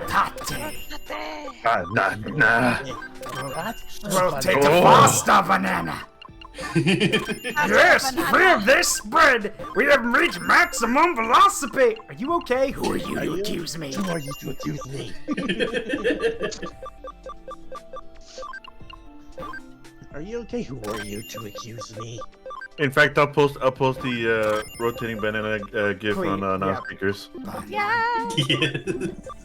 The best one I've seen is using like Berserker from Fate, and then like Artoria leans out. Are you okay? Who are you to accuse me? There you go, rotating banana. Potato pasta banana. Rotate. And this is all from some stupid Tumblr post. That's the funniest part about it. Yep. People Really? because I assumed it was some kind of fucking Vine sauce bullshit. No, it's a Tumblr post.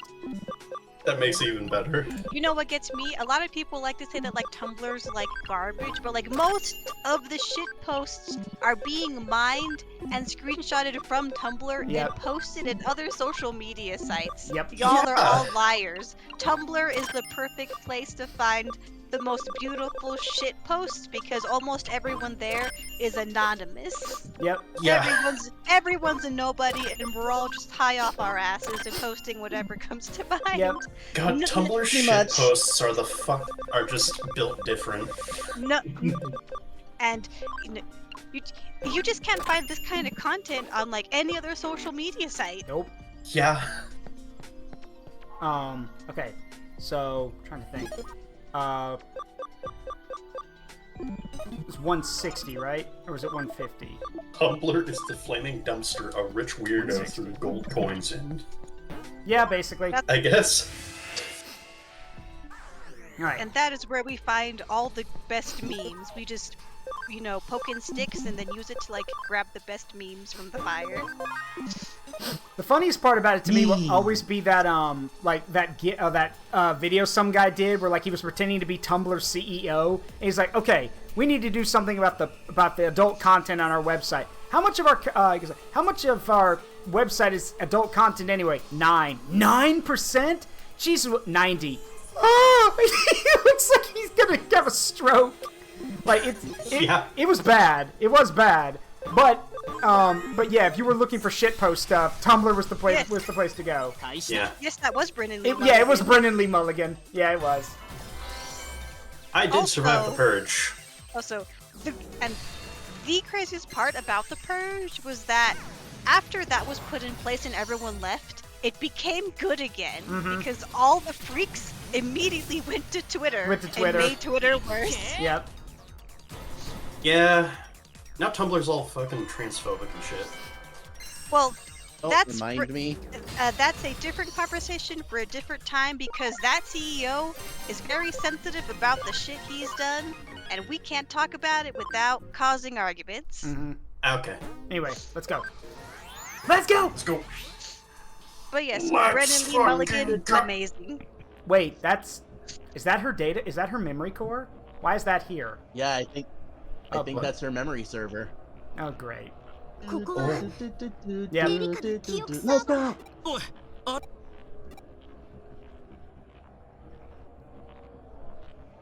It looks like the surface of the moon. It's back.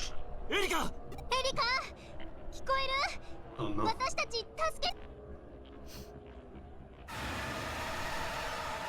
Oh yeah, screech all you want. 分かってたけど、やっこさん、そう簡単にお嬢を返す気はないみたいだな。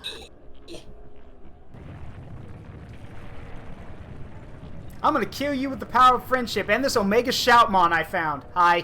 Just hi. I'm gonna kill you with the power of friendship and this Gundramon I found. くそ、どうするよ。 I'm gonna kill you with the power Thanks of for friendship. the fireball, and this Granite. gun I found. I'm gonna kill you with the power of friendship and this gun I found. It's named Friendship. どれだけいい。ハッキング対象。 I still need to find which series that clip of a common writer seeing Santa is from, where he's like, duh! Like he turns and does a double take upon seeing Santa. I need to figure out which one that's from. Santa jump scare. 俺たちがイーターの侵食を抑えて I いる。 love how Santa's canon to so many fantasy universes as also actually technically a badass, but just likes to give children presents. Yeah. For those who don't... Yeah, Santa Carousel from Seventh Masked Rider, Kamen Rider Wizard. okay.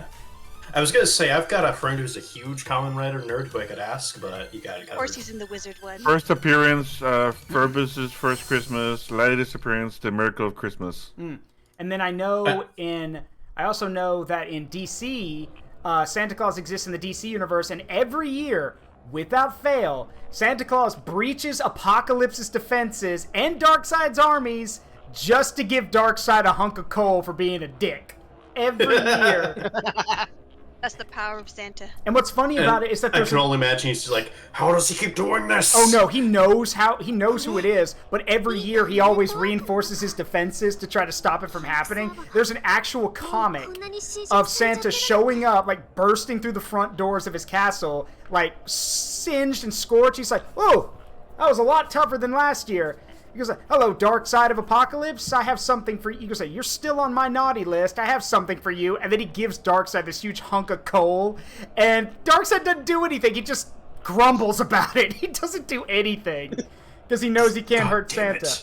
And what's also what's also funny is there's a clip from the old Justice League cartoon where Ma and Pa Kent tell, like, because they're spending Christmas with Clark and with John Jones, the Martian Manhunter, and Pa Kent is like, yeah, we used to wrap this kid's presents in lead so he wouldn't peek at him with his X-ray vision, and Clark's like, you mean Santa wrapped them? And someone made a post like, Clark Kent, he goes like, Kal-El, he goes like, you literally know Santa in person. You have met Santa in person. Don't give me that. He goes like, because that's the thing. He goes like, I love what the person said. He goes like, you think that's him just being innocent? No. Clark has met Santa. So to Clark, he's just like, no, Santa totally did that. He could totally do that. You talking about like Santa breaking into Darkseid's fortress or whatever? Just made me imagine fucking like text-to-speech Rogel Dorn, like, fortifying trying to stop his Santa. place against Santa. And he's having a mental breakdown every year when he finds presents. Yeah, and also, Nick's right. Nick and Kashan are correct. Dr. Doom, Dr. Doom does get presents, because he is a good leader of Latveria, but Santa does break through his castle's front door every year. That does happen. Santa does break in, and Doom finds that so vexing because he's like, "How does he do it? Ooh, presents!" Like he's like, "Ooh, presents." He's always so distracted. I just imagine Santa Claus just picking the front door open every time. Oh, and what's really funny, and what's super funny to me the most is that Doom is such a fucking nerd in comics. Like, for example, there's a scene where he and Spider-Man are together, and he makes a joke where he's like, warp speed, Mr. Spock. Sulu. What? Sulu set their speed. He was the helmsman. And I remember thinking, you nerd! Fucking nerd. You nerd! And then there's another one where Doom, is explaining what having an Infinity Stone is, and Spider-Man's like, so you're telling me having one of those magical rocks basically gives him a universal reset button. He goes like, that is a less refined way of saying it, but yes, that is correct. Like, he's a freaking nerd. So, yeah, and I want to see Santa with a Sentai henshin. And yeah, Sai's right. We don't get the cool stuff like the Justice League Christmas special and that kind of stuff anymore. Well, to be fair though, we don't get a lot of stuff like that anymore because, well, a lot of the people, like, there are some still good stuff out there, like Owl House is good. Oh god, Owl House can also be traumatizing.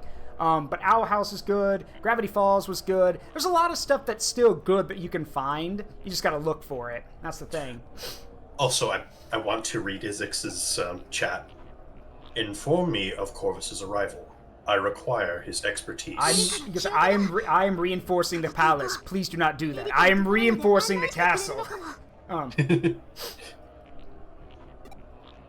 And then Owl House did end. But the coolest thing about the Owl House is that we basically had I don't know. It's just like it's the first time in a long time, a long ass time, where we've actually had antagonists villain, who straight up, like, even after they get their asses beat, just flat out, not only do they stay their course of being assholes, but they willingly triple down on it. to the point that you're wondering, how are you still thinking this? It's really refreshing to see like a villain stay a villain. Yeah, but the thing about it is that it's funny how, when they need mercy, they beg for it, and then once they know that, like, oh, I'm not going to be winning this with words or anything, then they turn back into showing their true colors, and I'm like, for God's sake, just take the L at this point. Just take it and die. I don't remember when the series ended, because in canon, Luce just obliterates him. Yeah. Just because she knows better. But then people were like, if Steven were here, he'd sing a song about redemption and try to make him be a good guy. Yeah, and the funniest thing is that there's actually a comic someone did involving what happens to the antagonist of the Owl House after he dies, which the creator of the Owl House said, I wish I'd thought of this, because as far as I'm concerned, this is canon. And it is a small comic where, I forget his name, but he's it's the human form of the antagonist of the Owl House. And basically he ends up in a weird afterlife with his brother, who, if I recall correctly, he murdered, if I recall correctly. He did, and then made weird tree clones to then murder again, over and over again. So, while our antagonist is, talking to his brother straight up tells him, hey, you're dead, and you're basically going to hell. Like, their version, he goes, like, you're going to be dragged into the void, and there's no stopping that. And our antagonist, gets on his knees, begs his brother for help, asks for forgiveness, and the guy's like, he's like, I've already forgiven you for being an idiot, and for doing, all this stuff. You had so many chances. As far as I'm concerned, this is basically over and done, so whatever happens to you happens. I offered you mercy, you basically murdered me for it, so I'm not helping you now. And so this antagonist starts, actually tries to attack his brother again, except you're in the afterlife, it doesn't work that way. So as he starts getting pulled into hell, basically, he literally starts yelling and crying for his brother, and his brother just tells him, he goes like, I said you had multiple chances. He goes like, and I think, and that's one big difference between you and me. Every time you gave me a chance for something, I took it. And every time I gave you one, you rejected it. So I'm not giving you one this time.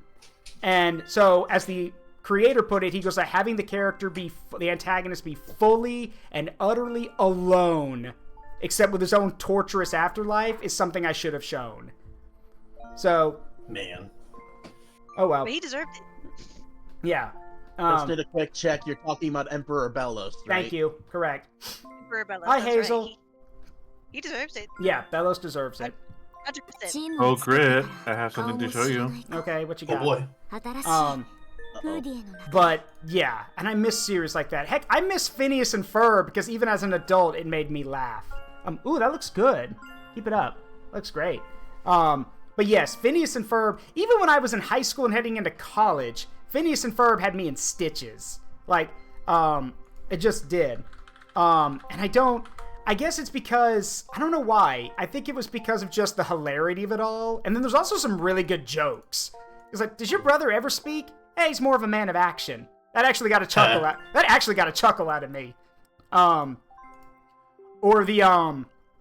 Or of course the fact that I can do really good Doofenshmirtz impression. A platypus?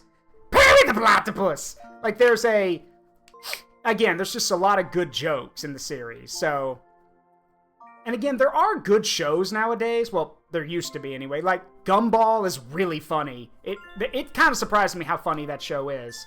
It also has one of the best relationships in cartoons. Yes, it does. If you guys if you like video games and you want a really good tongue-in-cheek joke about video gaming in general, go watch the Amazing World of Gumball episode called The Console, which literally is a tongue-in-cheek poking fun at just video games in general, but especially at Final Fantasy.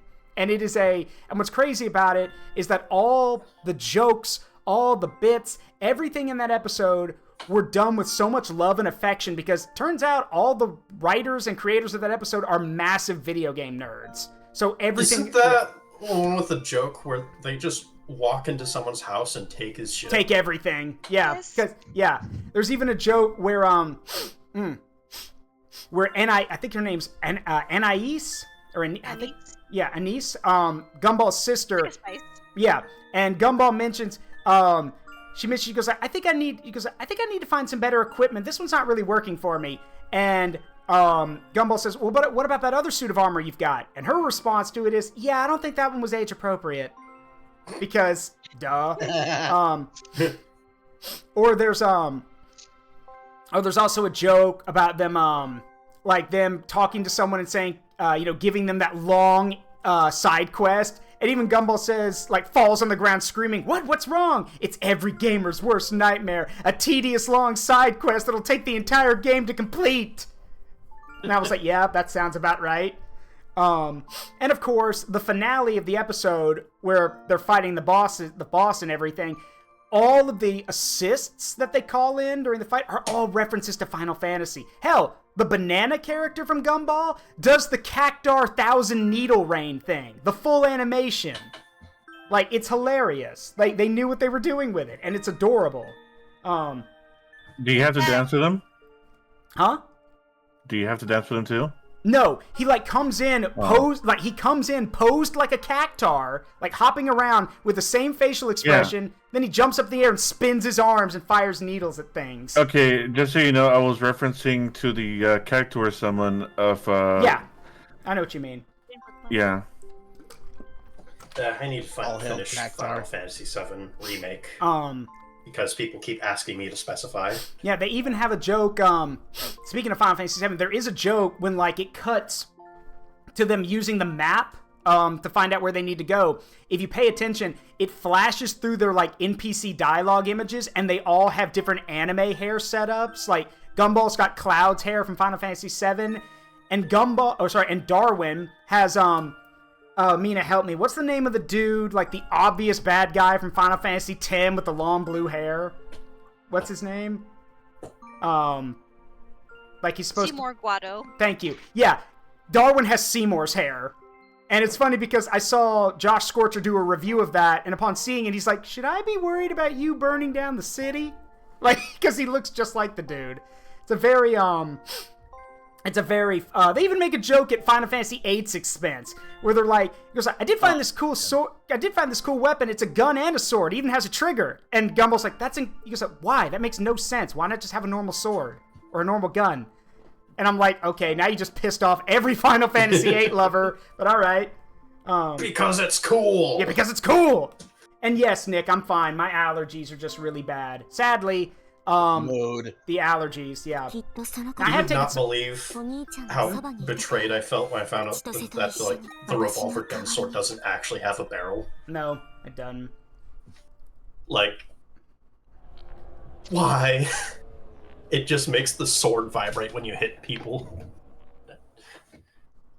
Also, one cool thing Gumball Gumball did was that they did a crossover episode with the Don't Hug Me, I'm Scared people. Mm-hmm. Never mind. See.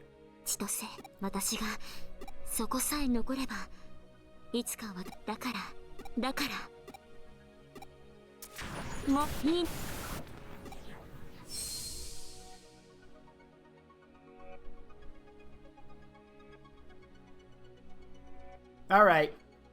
Gonna give you two options. You can either let her go and run. You won't get far, but at least you'll be alive a little bit longer. Or you could pick a fight with me now, and that's gonna be even more painful. The result will be the same. You will let go of her and die, but the first option at least gives you a chance to live a little bit longer. But that's your choice. In short, two options. Let her go, or we'll make you let go.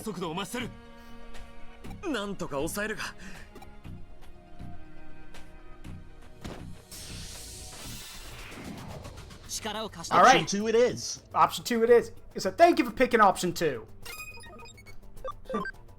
Yeah, you could stay here and ruin my plans, or you can leave immediately, because I will rip your spine out of your ass if you pick option 1. Thank you for picking option 1. I love that little Pymations thing. Forget, it's about time. Chunk. There you go. Okay. For everyone. Thank you for the care package. A second. That just do 0 damage. Yeah, it's because she's protected. The I would love Of course. There we go. It's the I gotta take out the bits first. Of course we do. Yeah. The bits.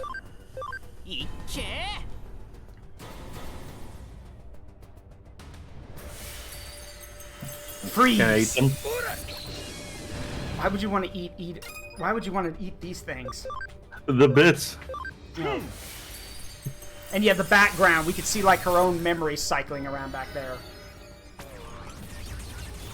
Grand Dracula and Omni Shoutmon using their signature attacks together, freezing their enemies in place and burning them to ash.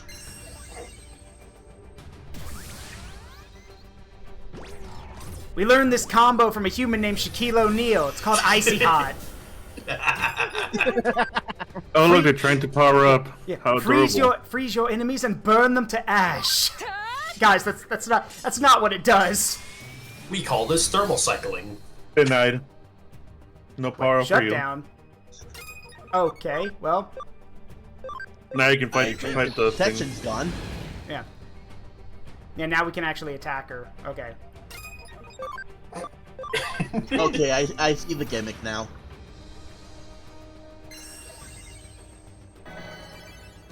Oh, come on. Really? Ah. Alright, well, here's my question. We have been They dying. did. It went. Ah. Yeah, here's my question. She better not have a... Well, okay, I see it now. It actually takes a lot of her turn to do that. So, as I was about to say, she better not have a lot of health. Did you see what happened to me? What? Oh, you got turned into a yeah, you got turned into your Guillemon thing. Yeah. But Yeah, it's a plushie. Yeah, I already did it. Yeah. I didn't notice that because you're so transparent. Please die.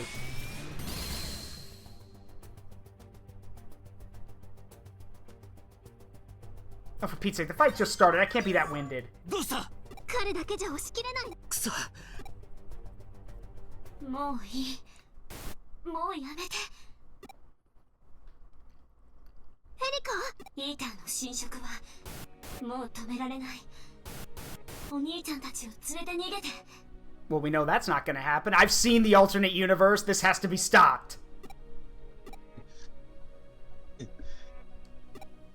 You are being saved. Do not Yeah, resist. you are being saved. Do not resist. イーター、 Oh, okay. Well, then that's. 俺たち。だから戻って。 Oh, イーターの侵食が外の世界に広がることだけは私、たとえこのまま消えてしまうとしてもイーターを外へ渡さない。 Look, no offense, Erica. I believe you, but at the same time, I don't believe you because every time you've said something like that, something bad happens. So, yeah, in this case, please don't resist. I'm 嘘だ helping. よ。ワームも You also don't エリ get カ to はそんなこと望んでないはず。 get to mess around with eater data ever again. Hey, Sharky Mode! Thank you for the raid!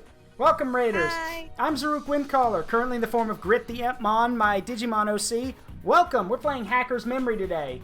Apologies for the PNGs blocking the screen, but that's what happens when you can make everyone bigger. How y'all doing? The Shark Attack.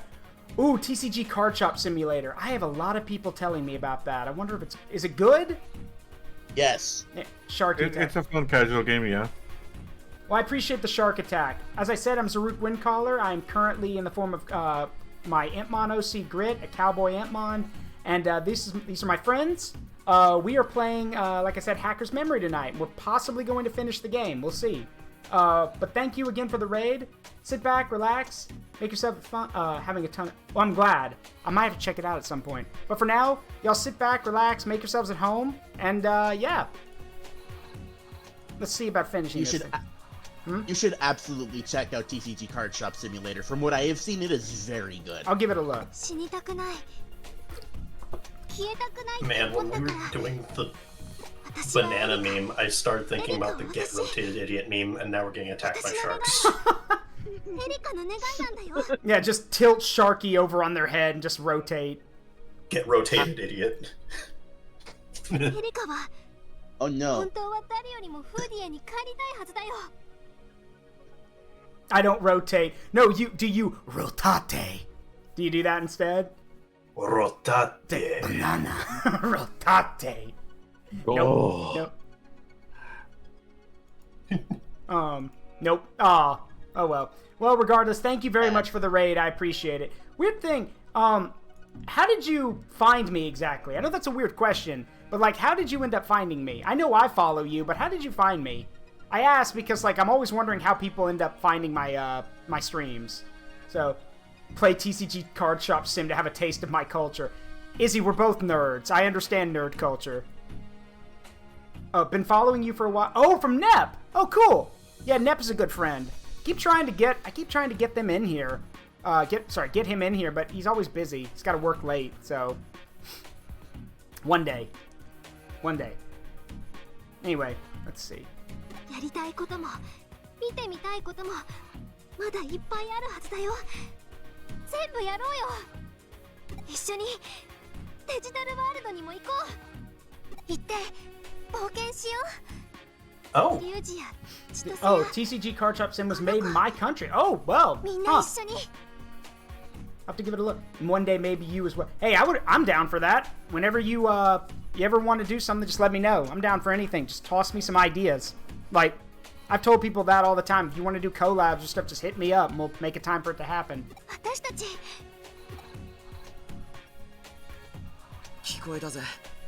I already know I flat out said I would gladly join Zaruk on stream if he starts doing Soulsborne games.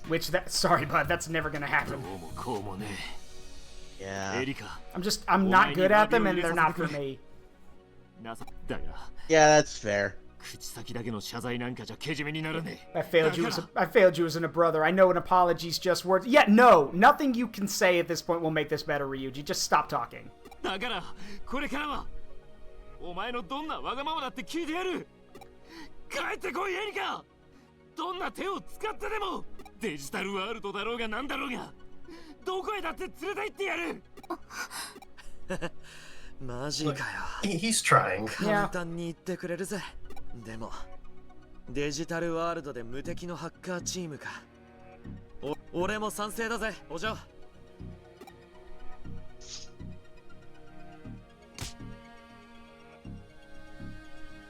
Alright, you're the leader. Yep. 私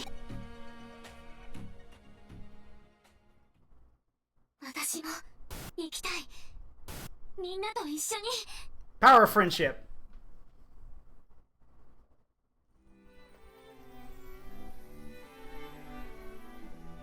Oh? Hug the worm.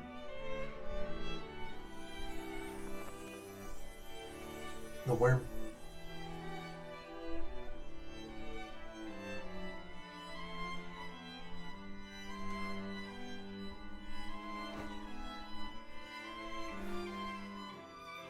Old worm gently like Borker? Hey, remember bioevolution? Wait, what? Wait, what? Excuse me, what the fuck is that?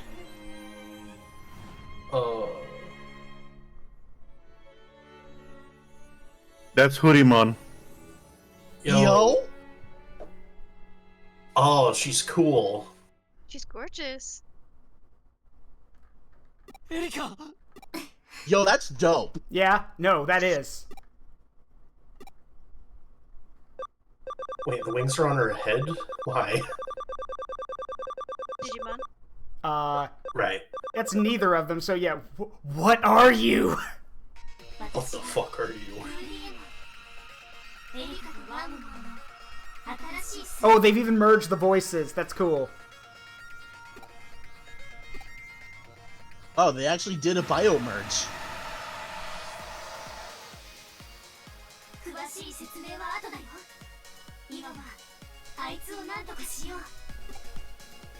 She's neither Vegeta nor Goku.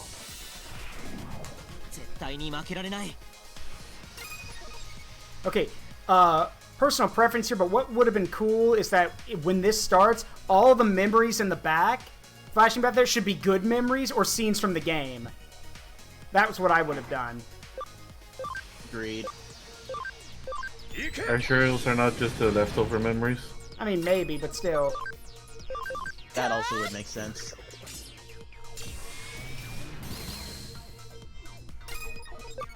But yeah, that design for Digimon is actually fucking cool. He became like the dream. Mm-hmm.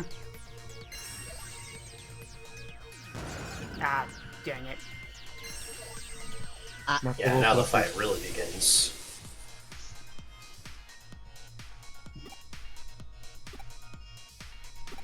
Wait, what are you gonna do?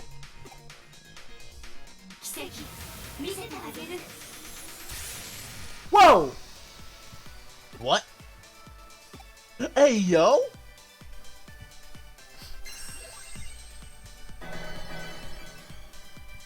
Oh.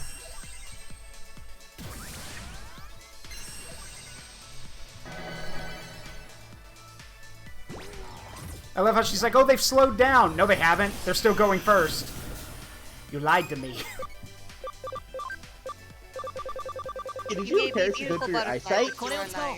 You lied to me. You lied to me. Yeah, that's... I love that about Digimon 2, Keyblade. I also like that they can just, like, go back and forth on evolutions. They're not stuck as they are like Pokemon. How vegetable, I like how a vegetable with feet can say, I'm really into Taoism, and then turn into a ninja fox. Kind of like it builds on personal preference, and is like very literally a evolution of what makes them them. Like how a great hero is a cowboy. Oh, whoa, okay, so she just stacks status ailments. Okay, I'm down. I'm down with that. Please keep doing that more. Yeah, please keep Digimon. doing that. Am I being helpful? Yes! Am I being helpful? Yes. Yes, you are. Yes, yes, you are. Sure, Guillemon, I don't see why not. If I'm free, I'll try to make it. Protection gone. Yes. Your protection is dead. You are next. Our protection has been nullified. Run hands.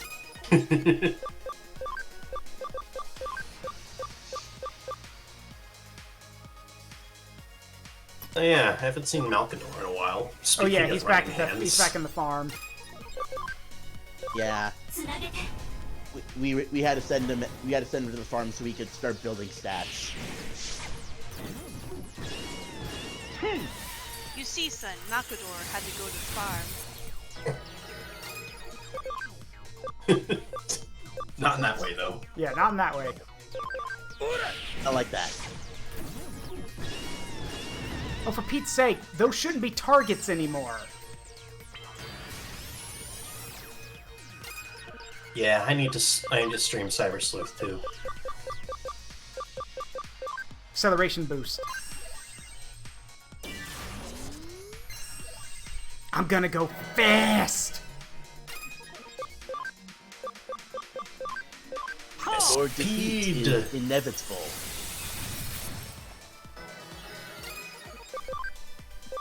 Criminal scum, your protections have been disabled. Surrender or there will be trouble. Yeah, like Aaron said, Hoodymon, am I being helpful? Yes! Yes! Please, keep being helpful. Am I being helpful? Yes, please stop. Please do not stop.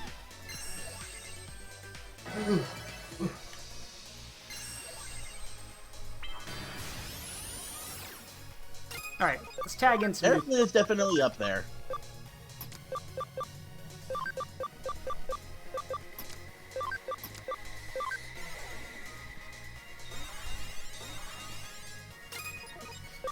The boy. Boy? Boy. Azuma. The boy. The boy.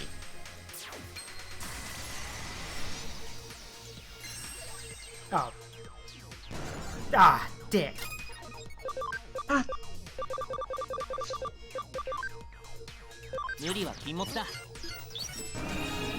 Anytime a Digimon gets the dot status effect. Ah. Hey, wanna see something cool?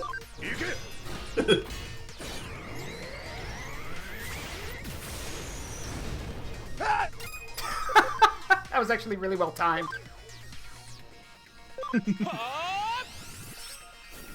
I will say, for the name they gave Kaiser Greymon's signature attack, that's actually a pretty accurate translation of the Japanese name for the attack. Yeah, but I like Dragonfire Crossbow better. Oh no shit, it's Dragonfire Crossbow.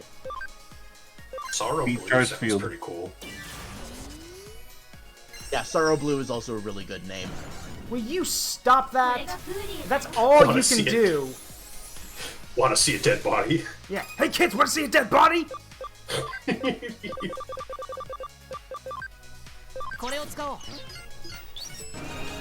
going to kindly ask you to stop that. Exist.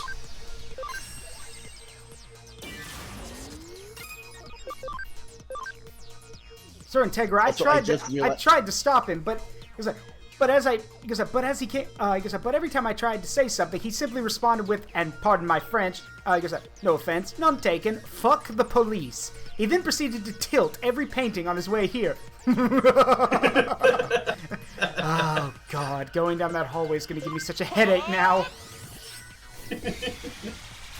He proceeded to tilt every painting. Yeah.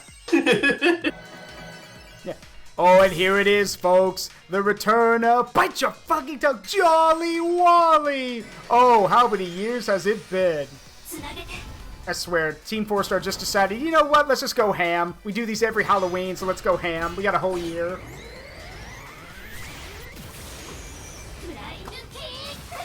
They, like... Also, sorry, go ahead. It's just like... They took whoever voiced Perfect Cell and said, yeah, you're gonna be the main character now. It's Taka. Takahata. Yeah, Taka. Yeah. I was about to say, I just noticed that this boss is called Eater Legion. Yeah. I am Legion, for we are a pain in my ass. We are Legion, for we are shut the fuck up and die already. Yeah, well, I was quoting DBZ, Revenge of Cooler. I am Legion. I know. For we... Yeah, I know what you mean, though. A pain in my ass. Well, Vegeta, I assume you take the 500 on the left, I'll take the 500 on the right. Screw you, I'll take 501. That's the spirit. I think it was 500 million. No, it was 500 on the left, I'll take the 500 on the right. And then later, wow, I can't believe every single one of them kicked you in the dick. It just squeals. He kicked me in the... Yeah, he keeps kicking me in the dick. Why? Why does he keep kicking me in the dick? I think I know how to beat him. If you say hit him really hard, I swear to God, I will kick you in the dick. We could try hitting him really hard. Together? Whatever. I also love the later on when they kind of call back to that with their... And then Piccolo being like, guys, I found their weakness. You just need to hit them really, really hard. That sounds like something my dad would say. But I like what they did better when they did some stuff for the Boo Saga. Vegeta, I've got an idea. Was it saving your son? No, but I know how to beat him. Is it saving your son? Listen! I'm gonna use the Spirit Bomb. No! Why? Just give me one reason. I'll give you 3. Used it on me, didn't work. Used it on Frieza, didn't work. And it didn't even try to use it on Cell. Yeah, because I knew it wouldn't work. Well, but it will this time, though. Fine, but if this doesn't work, I will kill you. If this doesn't work, Boo will kill you, and I'll drag you to hell with me. Yeah. There's also another funny line. Everyone probably knows about Vegeta's sacrifice, like where he blows himself up. And I love how Bay handled it where he talks to Piccolo. Namekian, when this is all over, will I see Kakarot and the other see Kakarot? What, like in heaven? Because no. Well, fuck you. But fair. He's just like, yeah, you're right. Vegeta, no! You're right, Vegeta. Yeah. Vegeta, yes! Yeah, you're right, but you don't have to say it like that. Yeah, you're right, but you don't have to be a dick about it. I love Piccolo's voice in Abridged, especially whenever he screams. He has fused Like with... Yeah, go ahead. Like, especially in fucking World's Strongest, the one with Dr. Wheelo, Yeah. where poor Piccolo's just frozen half to death. Yeah. And he's like, "Hey, Gohan, want help with my ass cast?" Oh! Yeah, yeah. Actually, the funny thing is that Kaiser Neko actually said that he just repeated that scream. Like, he took that scream from Lanny and just repeated it for about 10 seconds. Yeah. What's so funny, Amina? It's just very silly. Trying to Also, think... it'd be great if someone could put this on the soundboard, but just every time Piccolo yelled, "Nerd! Nerd!" That would be especially applicable here. Yeah. The fact... Because I just have hope, okay? The fact that you have any hope is your most redeeming quality. Huh. Thanks, man. Yamcha, for the love of Yamcha, God. for the love of God, don't thank him. Cell just being friendly to Yamcha is the best. And even Yamcha, hey, how's it going, man? Oh, good. I brought towels, and just like that, you've contributed more than Vegeta. Hey, Coffee.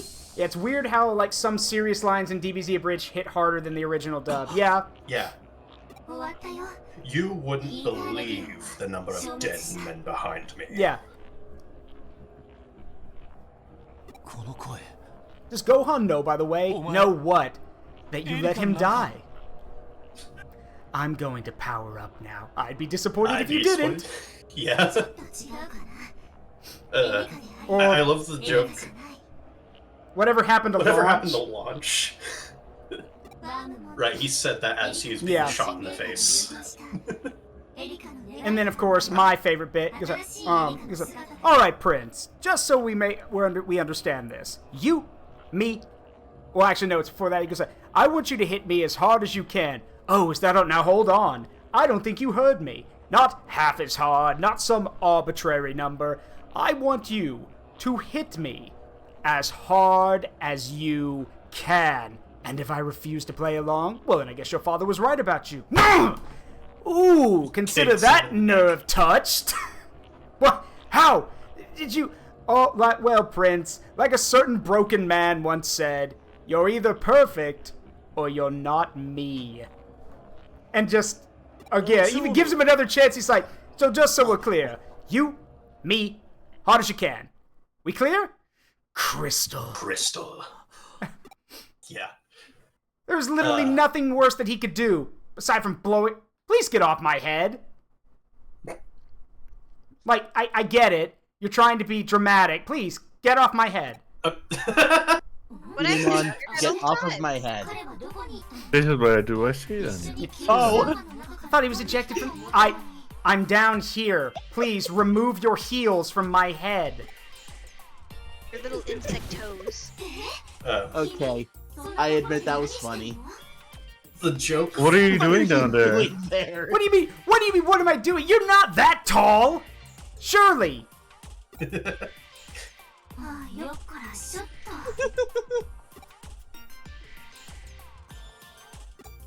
Oh my god.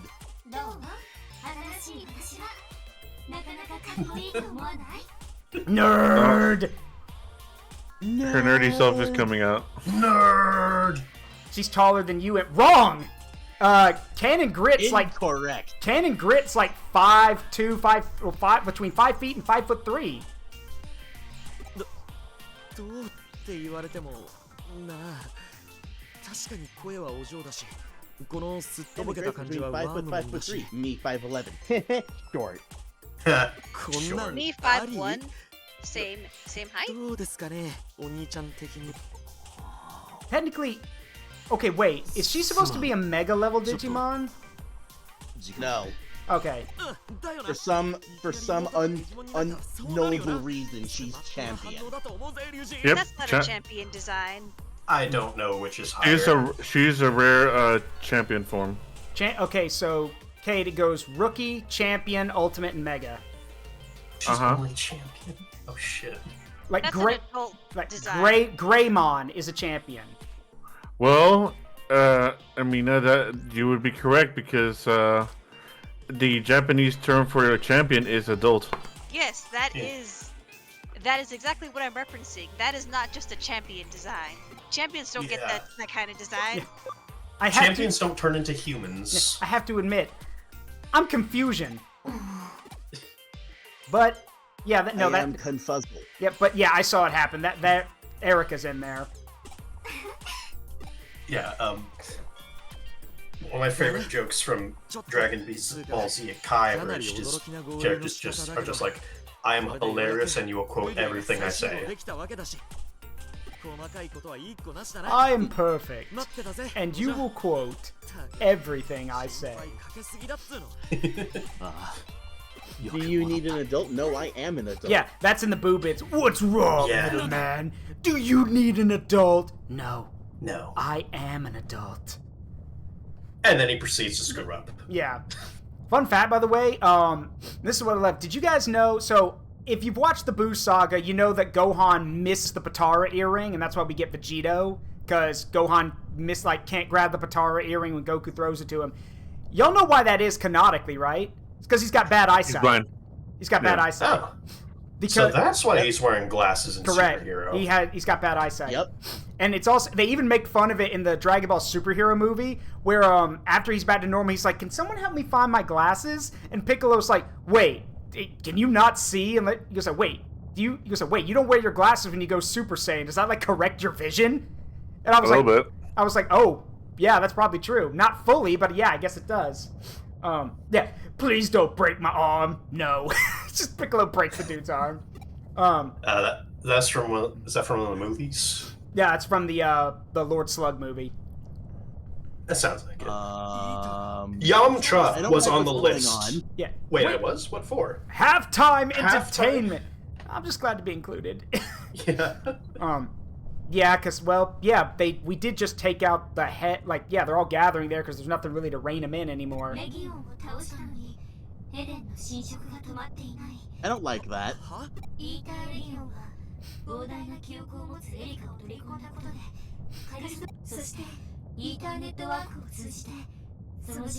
Okay, so since there's nothing controlling them anymore, they're all gathering to form... Uh-oh. They're all gathering to form one control point. Uh-oh. Oh, no. Yeah. Silly, because Mystic Gohan is supposed to be Super Saiyan power without the downside of transforming. Guess the downside of not transforming is eye surgery. Yeah. They're consuming each other in pursuit of an alternative. Okay, so literally, like I said, they're trying to form some kind of controlling body. I don't like that. I don't think it's what we like. I think it's about... Yep. Okay, now hold on now. No one said I was fighting a freaking Death Star. What? Oh. Well, Zaruk, you're fighting a Death Star now. Are we fighting the entire memory server? Your greatest enemy yet. Ball. Oh, that's terrifying. Time to ponder the It hatched.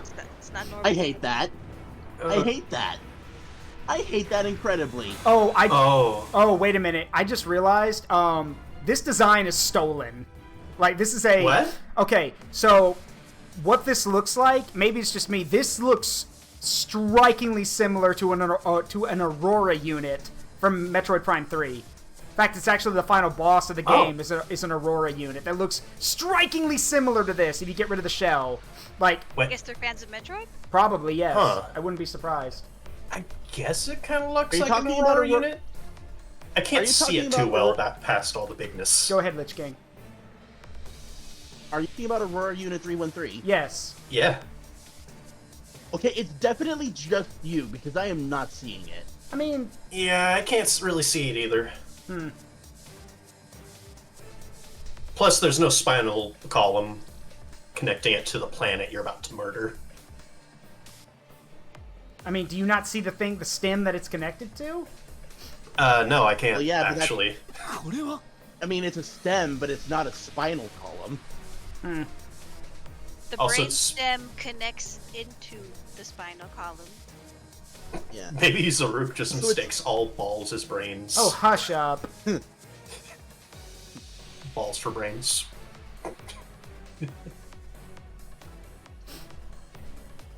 If you thought all orb things were brains, we'd have a very weird situation. Yeah, regardless, this is. I'm kind of surprised it has taken on a like a central. Well, again, a brain-looking form. Well, it's supposed to be the server that Erica's memories are housed in, so it kind of makes sense. Smooths the brain. Shut up, Corvus. It's like a tree with roots spreading throughout Eden. So literally the tree. So literally the. Oh my God! Is this literally the tree at the middle of the Garden of Eden? Really? The tree of fruit and okay, the tree of life and knowledge. Oh my God. Okay. Where are the apples? Look, Christian imagery is cool, okay? It is. We covered this. The aesthetic is totally rad. Like. Well, I guess we're back to being Persona then. Yeah. I art thou? You know what? Yeah, that makes a lot of sense. Eden, and it looks like a tree. Also, for some reason, I never realized. I never thought you were a Metroid fan, Zaruk. Yeah, I am. You'll never What do you see mean? It wasn't obvious? It wasn't, actually. I don't think we... I can't remember us ever talking about Metroid. Oh, Kimon, no. Princess Trunks, please, no! You lied to me. I did no such thing! I did not know such thing. You dirty boy. Goku, get me off this planet right now, I'm serious! Yeah. Instant transmission! Wait, hold on. Oh, Fortuna? Really? Really? That's your music choice? Oh, Fortuna? That's what's playing. That's Oh, Fortuna. Really? That's what you went with. I mean, it's not a bad choice for like something dramatic, but like that's also like I'm glad I figured it out early so I could yell over because that would have got me a copyright strike on YouTube. Right, let me do Power of accidentally censorship. Yeah, I don't think Zaruk and I ever talked about Metroid. Well, it's mainly because there wasn't much to talk about. Like, Metroid, like, the thing about Metroid is that the games that we have, like, heck, I spent some, last night we were talking about, a few nights ago, Amina hopped in to talk about, back on on Thursday night, Amina hopped in to explain Other M's really bad voice casting. Also, half of that game's problems is not just the English stuff. Yeah, it's not. Most of it sits right on top of the writing and story beats that just don't make sense. Yep. Okay, so People rag on the dub all the time, but it is not the dub's fault that the rest of the game was just like that. So it wasn't a localization issue. No. It's just bad. But yeah, it's just bad. Okay, good to know. The only good thing about Other M was the Phantom boss fight. Yeah, basically. I barely remember that. I do remember the game was pretty fun to play in general, though. Finicky, but yes. Yeah. It's a Wii game. It's gonna be finicky but fun.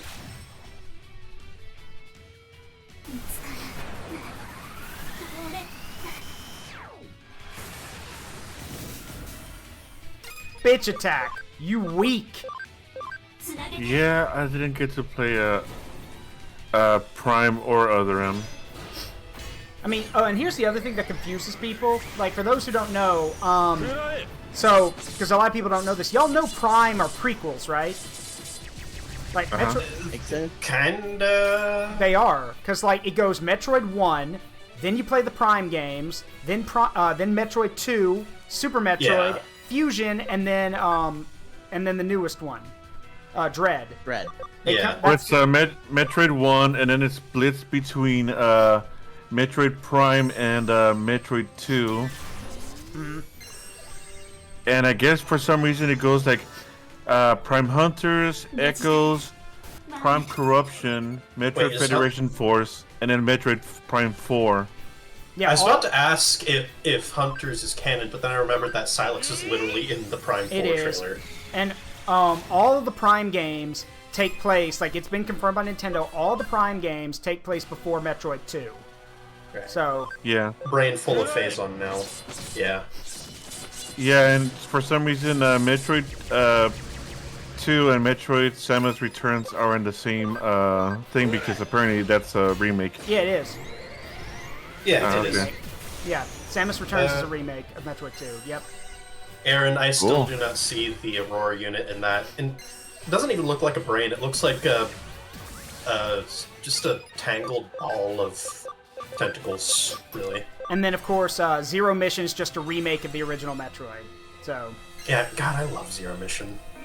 Yeah, I played Zero Mission, and then I first played Metroid Fusion, so I started at the end at the time, and then I went to Zero Mission, and then finally I went to Samus Returns, and then Dread.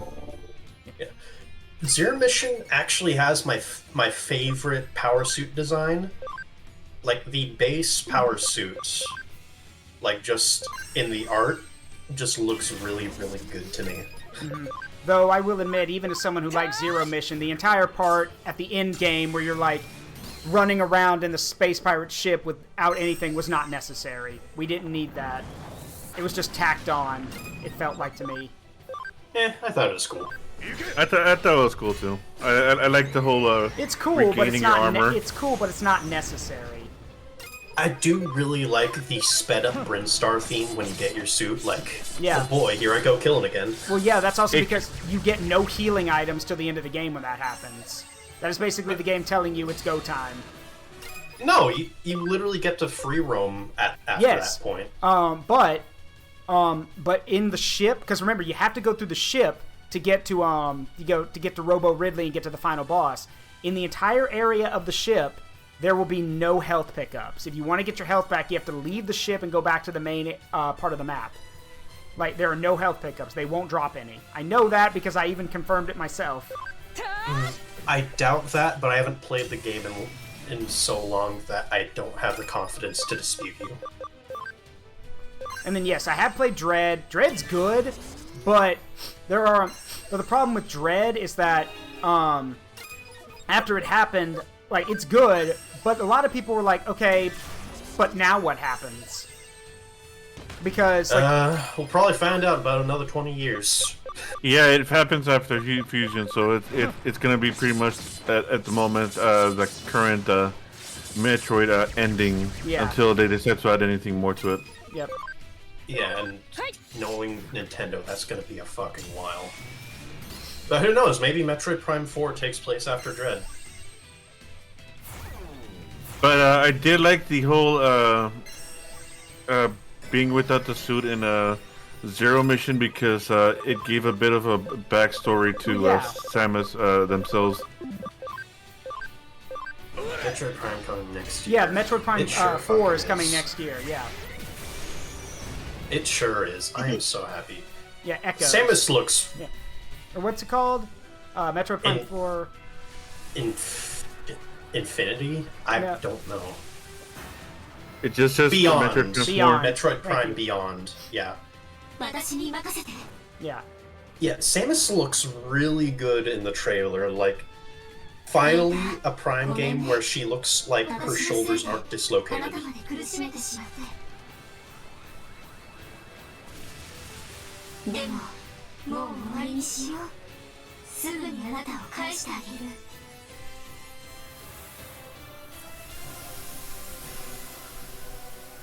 We anime now.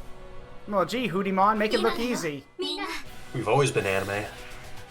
Oh, okay. Please don't tell me it got all of its health back. Are you serious? Oh. Okay. I guess we're in phase 2. Alright, now that I can see more of it, yeah, it still doesn't look like a brain. Also, coming back a bit to Metro. Coming back a bit to Metroid. Ahem. The baby. Stop. The baby. The baby. The baby. It is a hilarious meme. I like to quote it at work. I'm just, you know, I just walk up to a baby in a crib and go, "The baby." The baby. I have a little group chat on Discord, like entirely about talking about Metroid, and I set the icon of it as like Samus saying "the baby" from from Terminal something Montage. about Super Metroid. Yeah, the baby. The baby. Terminal Montage makes such hilarious videos. Yep. They do. Wait, countdown. What, are you gonna blow yourself up and save us the trouble? I mean, I'm all for that, so please. In fact, I just changed the channel's name to The Baby. Hang on. Where is it?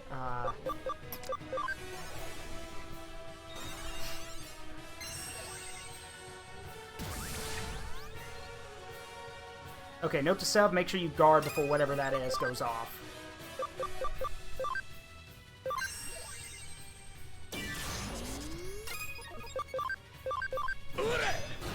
Eat this.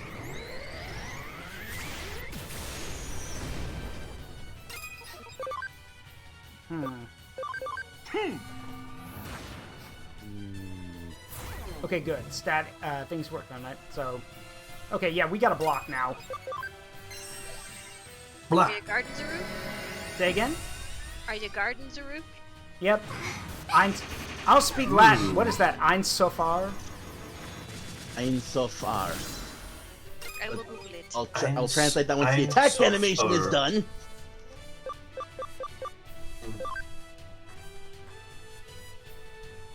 Meanwhile, I'm finding something new about Digimon. Yeah. Apparently, Omegamon. Okay, hold on. LichKing, let Grinnex finish before you jump in. Go ahead, Sorry, Grinnex. I didn't realize you. Apparently, Omegamon was supposed to have a completely different look. And I just sent Zaruk what they would have looked like, but in the style of Metabots. Okay. Okay, that is an interesting thing to reference. It makes sense for it being called Eatery. I'm so far is a thing in Kabbalah that references God before creation. Oh. The limitless light. Okay. Before anything was made, there was the beginning. Yeah, I was gonna say that's LichKing said it was a Hebrew saying, and I was like, yeah, that kind of sounded Hebrew-ish. Also, if y'all want to see the design Grinnex is talking about, it's in non-speakers.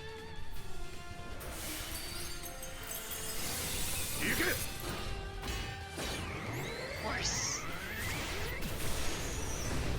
Yo, horse. Centaur.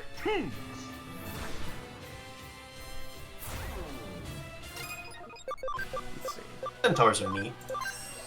They are. Alright, well, the good news is we're actually... Go ahead. I have very specific headcanons about centaurs.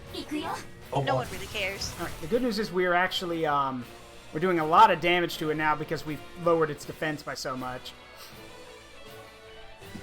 Also, is this just what we're doing? Just y'all are randomly rotating in? Okay, sure. Makes sense. Eldritch, I just explained that. Is no one listening? Why do I speak? Well, it's... You are... I've got you turned up max, Amina, and you're still really quiet when you're talking. Why do I bother? Yeah, that's better. And no, I heard it. Pretty sure everyone did. At least yep, I heard her. Except Corvus, who apparently wasn't listening. She has a very small voice. I'm a very small Digimon. I am the smallest in the stream. Freeze well. Sure.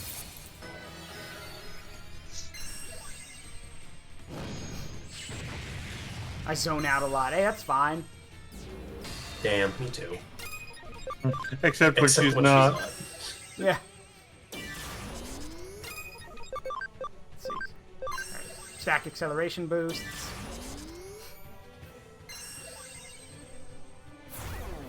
When you boost the acceleration. Either cannot deny it any longer. He is small. Alright. So Wow, let's wow, wow, wow, wow, wow. see how this. Come on. I don't think it'll kill him, but you place me in a VC chat, eventually all voices will become background noise to me. That's not a good thing, because that means you can't... You literally won't know when to stop talking for everyone else. Oh, damn it. Some of them are EP, some of them are helpless. Yeah, well... I've fallen and they can't get up. World nostalgic. Yeah. Just... Hey, remember... Go ahead, LichKing. I was just gonna say it's definitely an interesting attack name, anyways, you were saying. Yeah. No, I was just making a joke. I've fallen and I can't get up. Casually kicks. Just...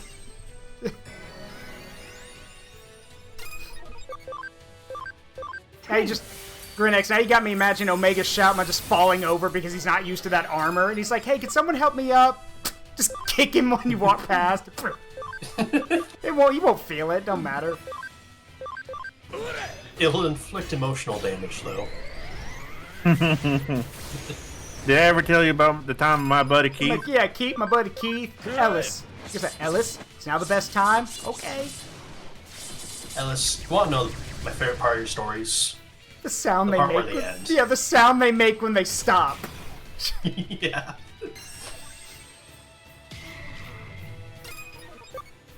Just a car. Just a car? That's like saying the Mona Lisa ain't just a sculpture or something. That's like saying Jimmy Gibbs is just a driver. That's like saying the girl on the bridge is just a little purdy. You know what I like the most about your stories, Ellis?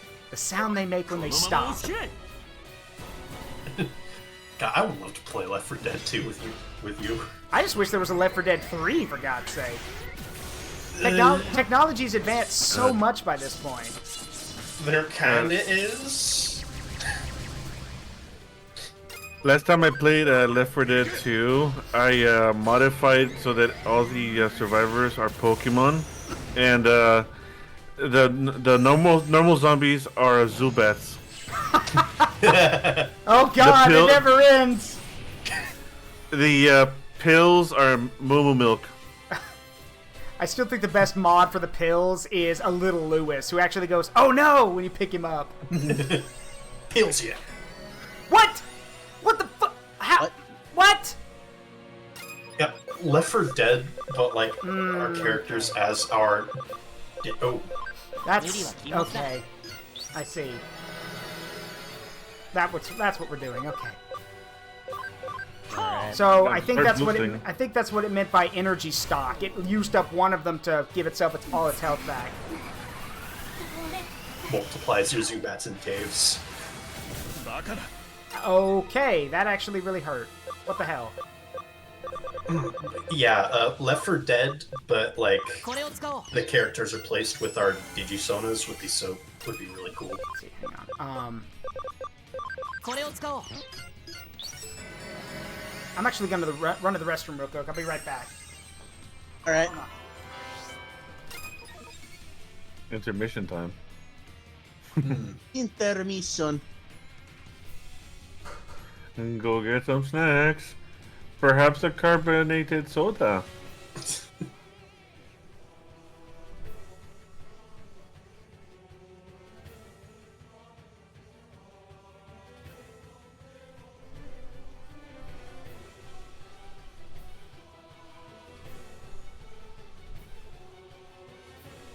Still look like I wanted to make that joke, but I didn't have the courage.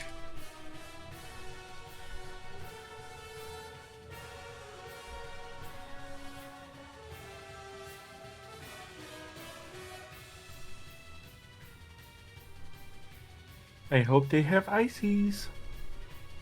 Pills here. I hate stairs.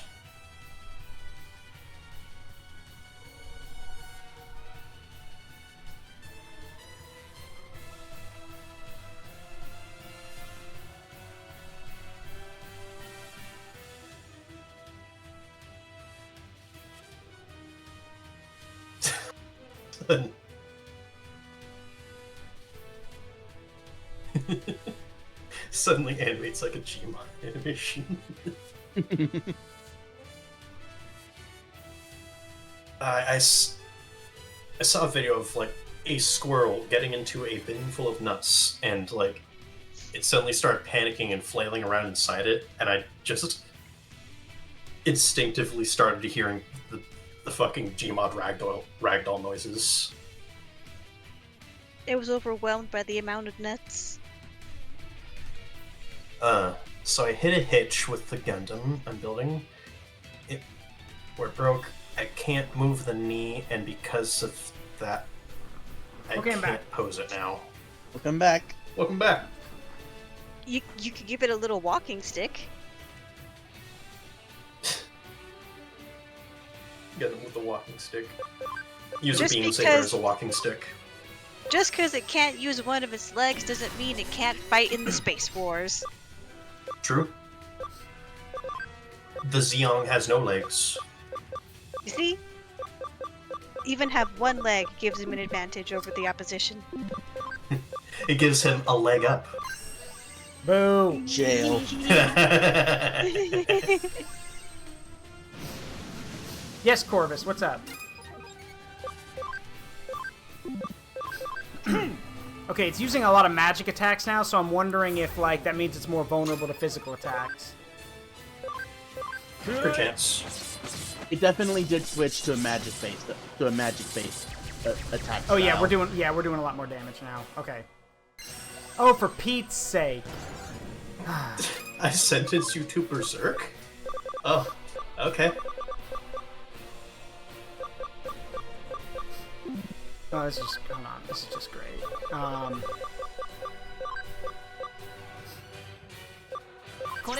Okay. The thing is looking slightly more brain-shaped now. It's because we're peeling away that's because we're peeling away a lot of the layers. I still don't really see it though. I vaguely see it now. I think it looks like a brain. I would It's like love to see a crippled mecha still fighting despite the injuries it's taken. Boy, do I have something to tell you.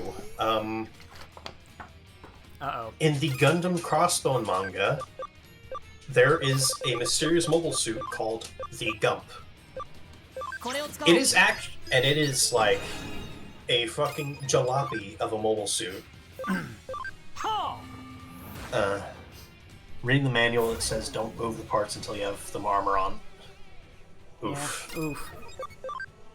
Yes, Eldritch Corvus. There's a mobile suit called the Gump in the, I think it's a Crossbow manga, piloted by an old dude, and it's like an absolute jalopy of a mobile suit. It's made of like a whole bunch of slap-dashed together parts, and it even has a peg leg that is actually a beam machine gun.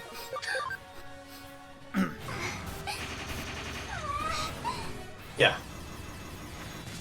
Most interesting part is, I guess, spoiler, but who reads anyway?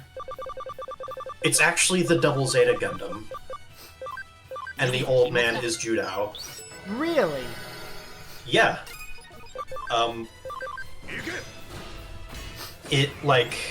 It's got a big-ass canister covering its face most of the time.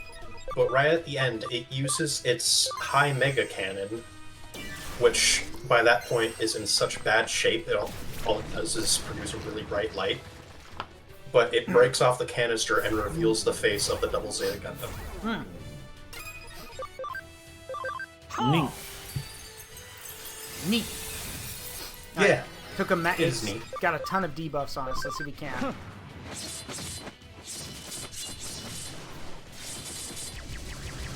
There are also other examples of crippled mobile suits Die. that, are still, piloted despite the damage with, like, Ow. really makeshift repairs. I'm still not Like the gonna. Exia repair. I'm still not gonna get over Shakuamon's "Be Gone" silence brand and its glowing red eye beams. Yeah. It is really funny. Be gone, virus. Be gone, software.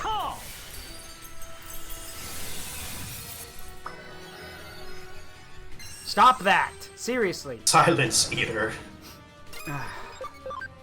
Hey, Hoodimon, you want to do a group heal and like, so I don't have to keep doing this, please? Even after all that, Erica's still underneath there. Yeah. Oh, you're asking for my help? Yes! Yes, I am! Please do that.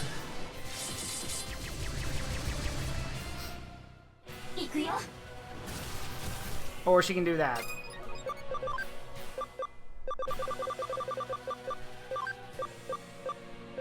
Yeah, it's already been 3 hours. Not, well, yeah, almost.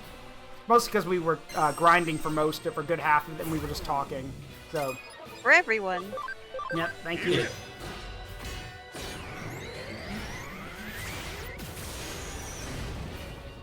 I gotta go to the bathroom now, too, so I'll be right change back. description. Okay. Yeah, it's got no more energy left, so once this is over, once it's down, it's down. So, don't know what that means, form change destruction. I don't think I want to find out. Is it gonna hatch again? Yeah. Are you gonna do the post-game content? I don't know. We will see. Maybe. Depending on how long this fight takes. Yeah, maybe. Maybe not. He's just a little guy. Okay, he actually hurts now. Got it. So it's basically removed all of its limitations and is actually hurting me. Got it.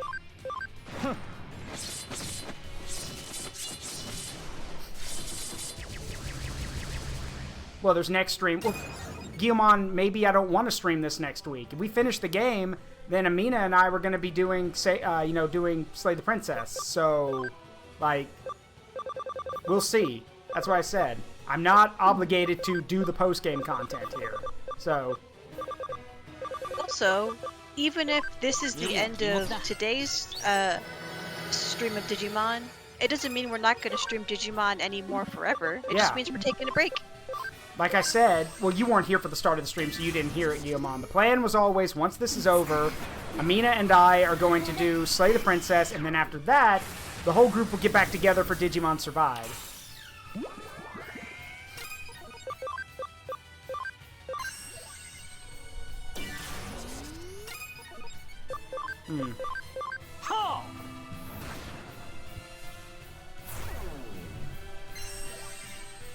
What is the... Hey, LichKing, what does the helpless status do?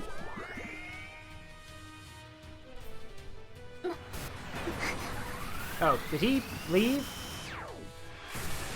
Maybe. I'm back. Oh, Pretty much helpless means they can't be healed.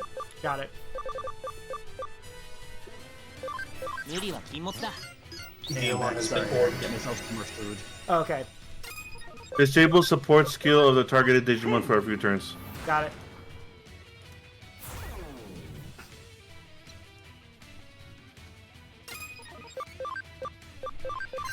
Oh, now you know. Yep, thank you. Also, boop. Boop. Thank you, Kaiser Greymon, for actually waking up. You can sleep afterwards. Pay attention. Ow. This is no time to sleep. This is time to fight.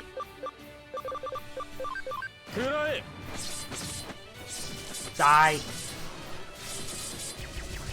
There we go. That's the damage I'm looking for. Countdown halted. Yeah, 'cause There we we did, go. yeah, we did too much damage. That's cool. That's actually a neat gimmick. You can halt the countdown if you deal enough damage to it. That's actually a really neat gimmick. Yeah? Yeah. Fire.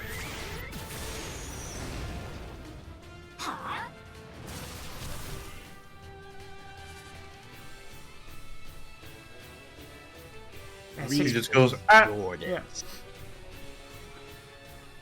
Oh, for Pete's sake.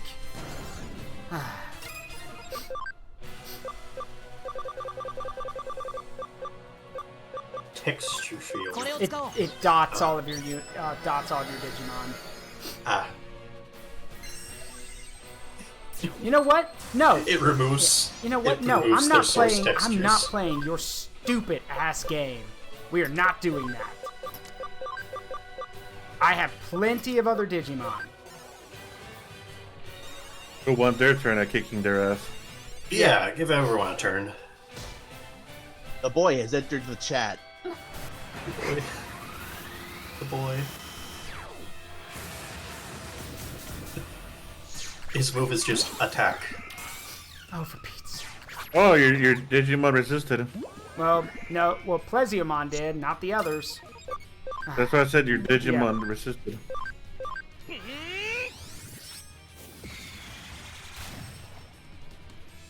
Plesiomon is too boy to fall to be sleeped.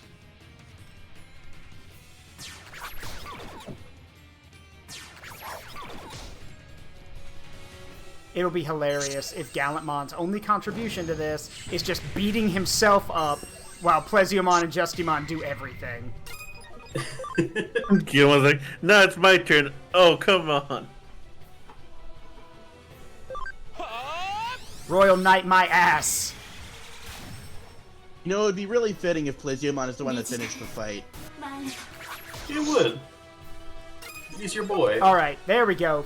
All right, Guillemon, looks like you get it. Looks like you get to do the finishing touches. You want to go home? There. What kind of? Oh, it's Erica's memories. There we go. And Gallantmon finishes the fight instead. He gets the poke. Royal Saber.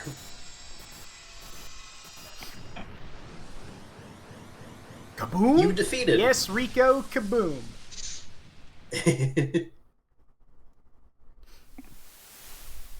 You defeated. Dramatic finish. Dugmon wins. 周り見てみろ。 Well, it's trash, but at least it's back to normal. エデンが元に戻ってる。よっしゃ。これでフーディーに。 Oh yeah, wow. That is absolutely trashed. まあ、お嬢はデジモン Back に to なっ normal, ちゃったけど you say, Chitose. なんとかなるよな。俺たち、空ってフーディ Yeah, ーに what 帰るんだよ happens to Hootie Mom? エリカな。なんだ。世界の改変が始まるの。改変？何を言っているんだ？私はエリカは Your other half has also finished the battle. Oh, you mean the version of me that's not an asshole? Yes. The one that's actually, the one who's actually a good-natured and kind person. It feels like you're insulting me too. I am. Right. This is when Suedo fuses with the Mother Eater and force changes the timeline. I love it. The, quote, chosen ones. 彼らの戦いの結果、世界は書き換えられる。デジモンと人間が出会わなかった世界へ。は？なんだよそれ。つまり俺たちはどうなるんだ？わからない。でも、多分私は人間に戻る。そういう奇跡がこれから世界中に降り注ぐの。本当か？それやったな。それじゃ改変とやらは大歓迎じゃねえか。 So wait, is she just gonna do a Code Lyoko return to the past? エリカは Or その一つ。 what? That's your answer. エリカが病気や何らかの原因で死を迎える未来はきっと変わらない。 So you're telling me it's basically a canon event that she dies. No. Dead. エリカはまたそういう役回りなんだよ。この世界は不平等で、だからこそ奇跡も存在する。私は選ばなくちゃいけない。今すぐに世界の改変にエリカが飲み込まれる前に。エリカ、何を言っているんだ？助けに来てくれて嬉しかった。私の姿は私たちだけが起こした奇跡。たとえこれから何が起こっても、それだけは忘れないでね。それから、さよなら。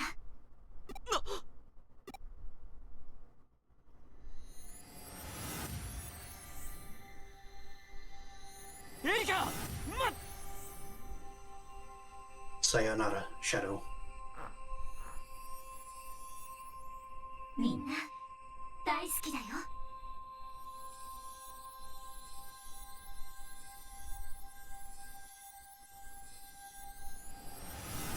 Nope, you're coming with me.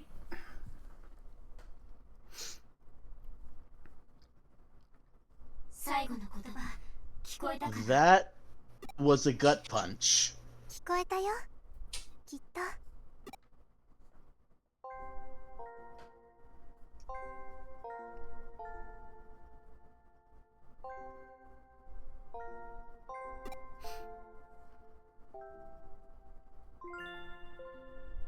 もう素直にさよならできないの You know me.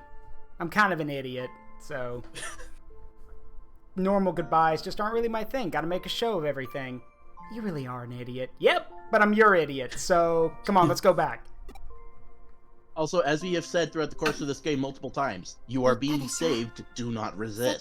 界は改変されたんだよ君は私にくっついて次元の狭間に来ちゃったから一時的に免れているだけ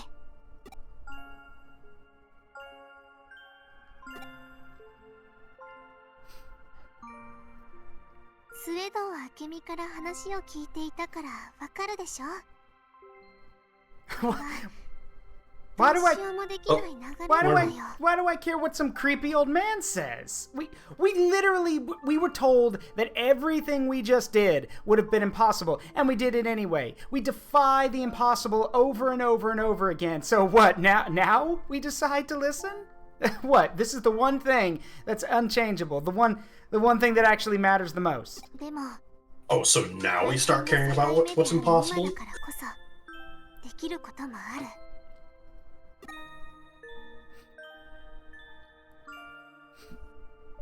私はこのままフーディエモンとしてデジタルワールドへ行くね No. No, okay, haha, no, because you just told us that we're making a world where humans and Digimon never exist, or never meet, so you're basically saying you're going there to stay, and what, everyone just stops knowing about you? Like you never exist? That's kind of... Well, one, that sucks, and two, that's... No, I refuse that. No. It's also... I hate that. Yeah, it's also kind of selfish on your part. I mean, you wanted us to do all this stuff to help you out and help your brother and do everything, you know, to help you out, make things better, and now it was all for everyone else. I respect that. And now that you choose to be selfish, you make the one thing that I really can't stand you making. The one choice that I really can't stand you making. You're being so selfish that we're never gonna see you again. Man.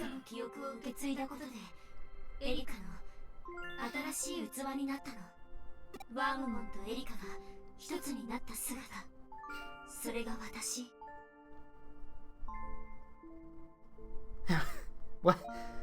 Okay. And what say did they have in that? So, you exist now. Okay, great. Except, you know, neither one of them got a say in it. Like, you're telling me that this can't be a separate thing. Why?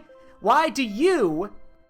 And again, I mean this with all respect I can. More toward Erica and Wormmon than you, but... Because I'm thankful for how you helped out, but I don't know you well enough to make, you know, to have me be agreeable at this point. Why do you get to make that call? Why do you get to make it? Like, you get to make this choice that takes Erica out of everyone's life. Why? Just because you exist now?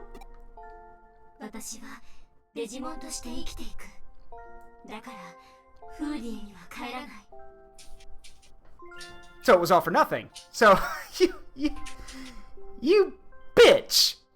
All of it. Everything I did. All of the stuff we did together. I took you to the aquarium. I took you for places around all of Japan. All the stuff we did. All the cool things we did. All the beatings I took from you. The stuff to help everyone. Save Chitose. Save Ryuji. Help everyone. And now, you get to say that none of that mattered? Like, you hate me that much? Huh. Zaruka's actually becoming the player character now. It's not fair. Why? Do I not get a say in this? Oh, okay, sure. And how well has that worked out? No, seriously, how well has that worked out?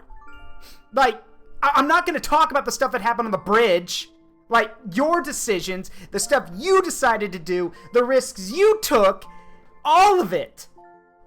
All of them end up backfiring. I had to come save your ass. And now that I busted my balls to do all of this, to bring you back, to make sure that everything and everyone gets the happy ending they want, and you tell me, nah, I'ma stay here.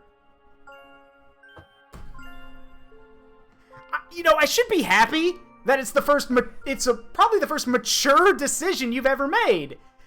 And yet it's also a decision that has stabbed me in my heart. So I kind of hate it.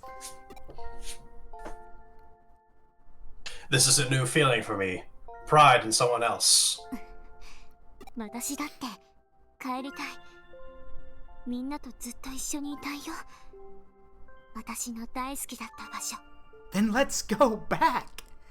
We'll figure this out. You're a genius. Like, for God's sakes, all the stuff we did was because of you. We can go back. We can figure this out. Hell, if necessary, just tell me what to do. I'm an idiot, but you can dumb it down for me. I'll figure it out. We can make this work. So, I don't know, maybe you can stay on the Eden server so we can visit and actually interact with you. We don't have to say goodbye, right? There's solutions here. Right? お兄ちゃんがいて、千歳がいて、そして君のいるフーリエに帰りたい。でも、現実世界に帰っても、私はもう長くは生きられない。The time doesn't matter. It's what you do with your life that matters. Circumstances of birth and life are irrelevant. It's what you do with the life that matters. How many people have you helped, either through the stuff you've done, the missions you've undertaken, and think how happy you make everyone else. Like, do you know how much damage you're doing by staying? I'm not trying to be selfish. Okay, fuck it, I am. I'm being selfish. Let me be selfish. Like, if you don't go back, I guess it doesn't matter, right? Because you said that when this happens, it's not an if, when this happens, it'll be like you never existed. Great. So, what? Ryuji just has nobody? No sister? No family? He still has to go through all that stuff. There'll be no one around to keep Chitose from doing anything stupid. You know I can't do that by myself. And so there's no one to hang out with. I don't have anyone to talk to. That VIP room at the back of the internet cafe just sits empty. You're not being fair. そしたらまたお兄ちゃんにみんなに重荷を背負わせることになってしまう。 Heavy burden. You're hurting us now. You're hurting us now. Just look, I know we had our spats. I know that we didn't always get along with each other, but please, for the love of God, just come on. We can make this work, right? I mean, it does more pain because at least I'll know. I don't care what you say. I'll remember this. I don't want to go back to a life where I literally was just a boring high school student that nobody cared about. I had you, I had everyone else. You're the one I had the most fun with. You're the one who made me realize what kind of leader and person I could be. What happens to me if you're not around? I don't become the person I am unless everyone's there to shape me into who I am. So, let me be selfish. Please, just this one time. Everyone takes and takes and takes from me. Let me be selfish just this once. Please, Erica. Just come back for me. ごめんね。もう私のことで誰も苦しませたくないの。それに何より、 not like this. 私はこの姿を、記憶を捨てたくない。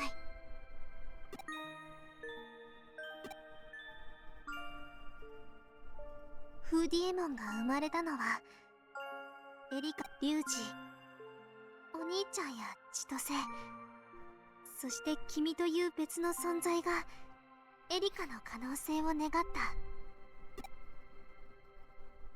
一人の人間と一体のデジモン、そしてエデンネットワークが記録したこの世界のあらゆることを記憶したデータデジモン。Jeez. 私は世界の記憶そのものなんだよ。 This world's memories. You just said everything's gonna change. Everything. A world where you never existed, where Eden is never created, and where, at least not to the extent that it was, and where Digimon never know about the human world. And you'll remember all of it. I could bring up how that's gonna crush you, how the memories and everything that you had will be gone, and you'll have to live with that for the rest of your life. On both sides, by the way, with both Wormmon and Erica. You'll have to live with that. You won't have anyone to turn to. You won't have anyone to confide in. Do you know how scary that is? Do you realize what you're going to be facing? でも改変に従って人間に戻ったらきっと何もかも忘れてしまう。辛いことも悲しかったことも嬉しかったこともこの世界で起きたこと全部ね。私は忘れたくない。この姿をなくしたくないよ。 Okay. You know what? Fine. Fine, I get that. Finally having a form that doesn't restrict you from remembering or having your memories. Fine. I get that. I understand.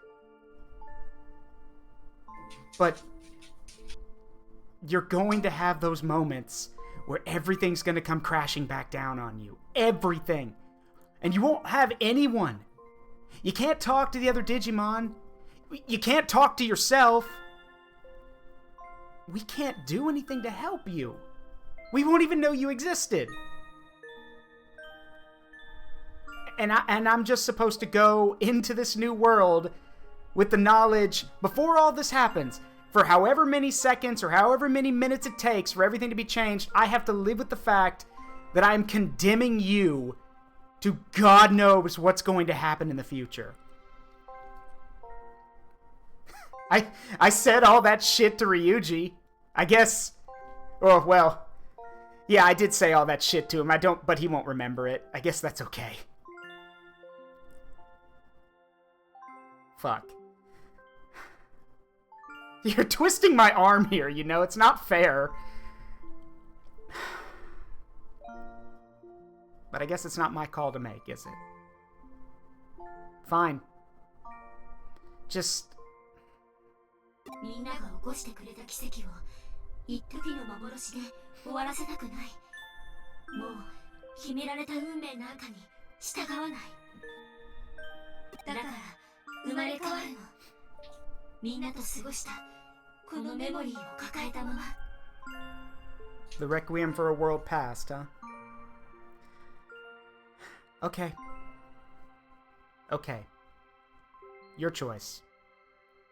It's your choice to make, your life to live, your memories to make. But just... I can't really offer any encouragement here, can I? What can I say?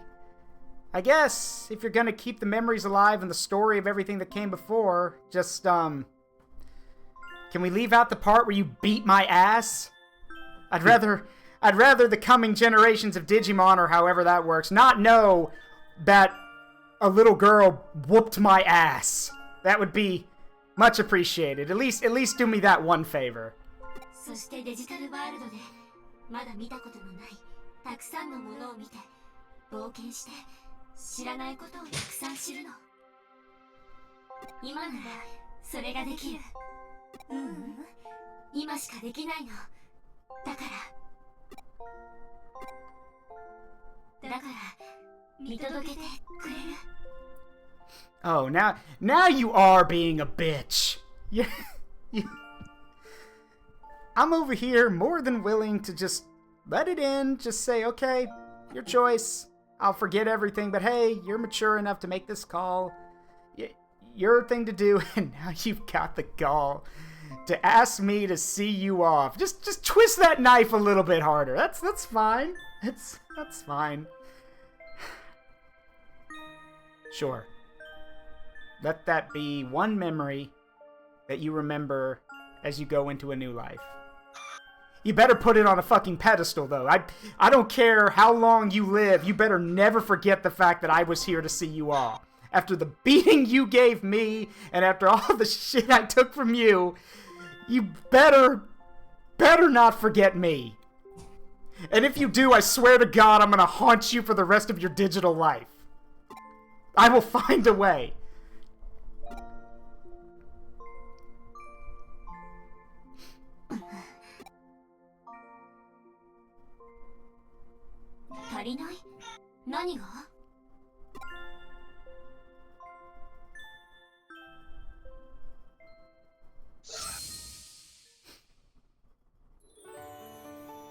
You know what?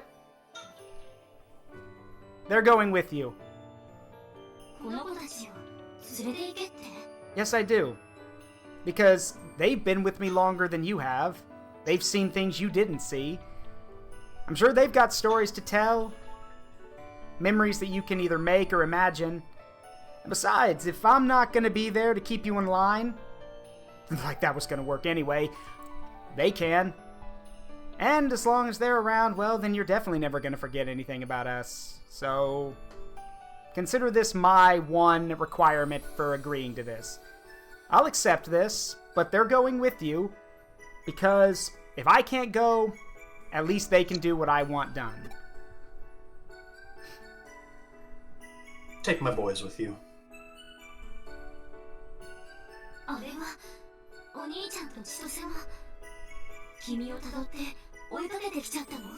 I'm not surprised. Chitose's an idiot, so he probably figured out something. He's just smart when he needs to be, and you already know Ryuji. He's... Good lord. Tell him to stop and he'll just keep on going.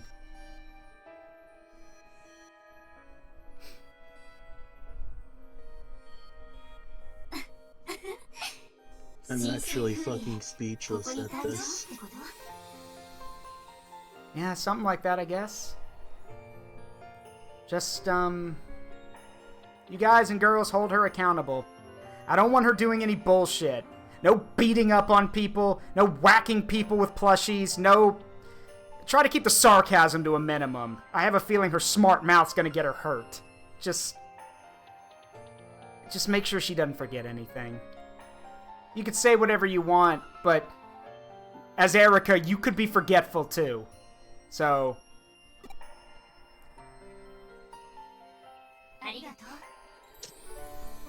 Don't thank me. We're even. You did so much for me that this is the... And sure, I've done enough for you, but... This is the selfish request. You wouldn't let me come with you, you wouldn't come with me, so I'm sending them instead.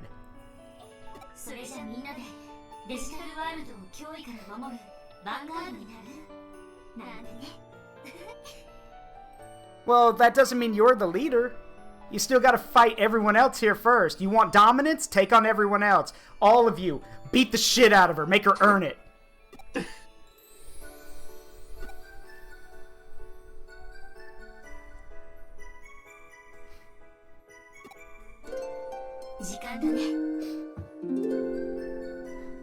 Already?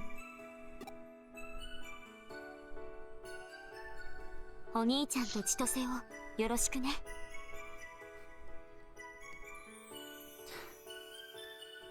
Man, you just keep asking the impossible, don't you? Okay, sure. Why not? What's one more impossible task, huh? さよならはしないよ。世界が変わっても、デジタルワールドと君たちの世界は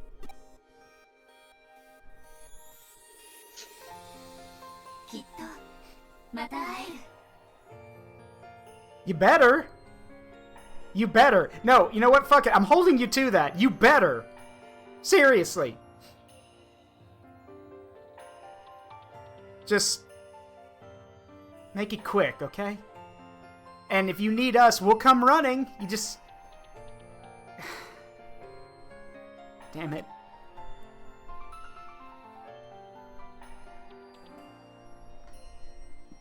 Sayonara.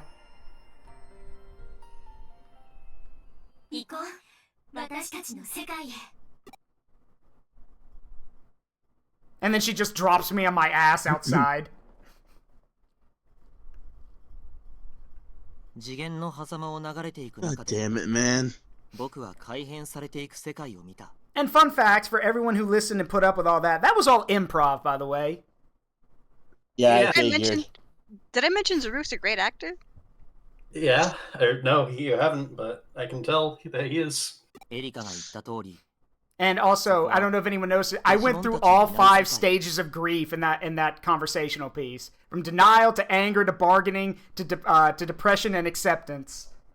Yeah, he went through pretty quickly. Good エ job. デンという電脳世界もまだ Damn it, 誕 he 生 knew. せず、ローカルなネット Now that that's out of the way, 人々が Wapter. 生きていた世界。 Yeah, the Whacker. Raptors here. And thank you, Inu, for the 2 gift subs to Kashawn and Sai. I appreciate it, buddy.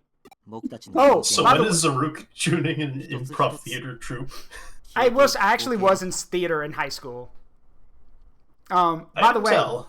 oh yeah, by the way, speaking of the Raptor, Inu is doing a drive right now to get the he just got a new PC, but to have it shipped and to pay back Heartsong who helped him get it, he's going to be doing a drive soon, so y'all stay tuned for that to make sure he can actually, pay back the person who helped him out and then also pay for the shipping to get his PC in. なぜ、誰が、どんな決断でこんなことをしたのか、僕にはわからない。僕たちはただ、これまで通り、その大きな流れに従うだけなんだ。You got me Hey, I'm sorry. I've told you I really get into the characters, so... And to be fair, I did not know what dialogue was coming up, so it was just dumbass luck that what I said connected with what she responded with. So... でも、その光景を見つめながら、 You just chose all the right options. 決して忘れないと、エリカのように僕たちが戦った記憶をすれ違い、 Wait, George is actually speaking for once? 積み上げてきたものを手放したりしないと That's、crazy. エリカがした選択、最後の覚えていてみせる。絶対に。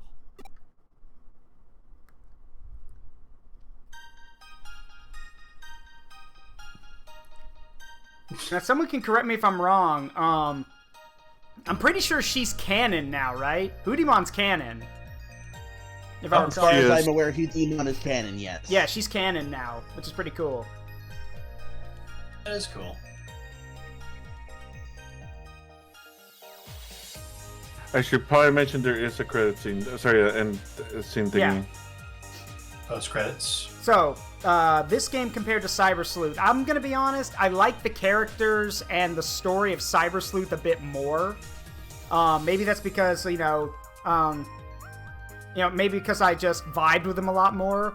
It was more interesting seeing, because remember, I went from hating Nokia to her being, my favorite character. So I kind of, I thought that was cool. But in this end, Chitose's cool, but he's out of the story for a good chunk of it. Erika's fine, but she doesn't get, but a lot of the screen time she gets is more focused on her. And then, and of course, I say that now Erika's choking out what's her face. And y'all already know how I feel about Ryuji, so... He's a dumbass. Yeah.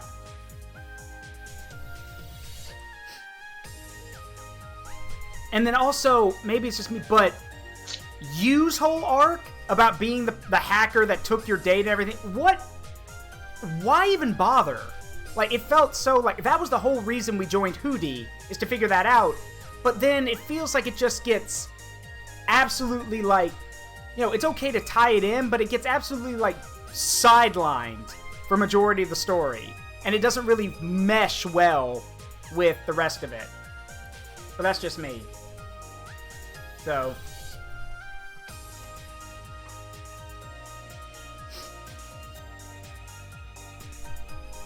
PC is in Puerto Rico, just need to pay him back. It arrives on Monday. Nice. That's awesome, Oh yeah, and the whole thing with Hootiemon being a canon Digimon. Now this is a little snippet of what the official Digimon wiki says about it. It is said to be a backup of the digital world, accessing records throughout the world and storing vast amounts of recorded data within itself.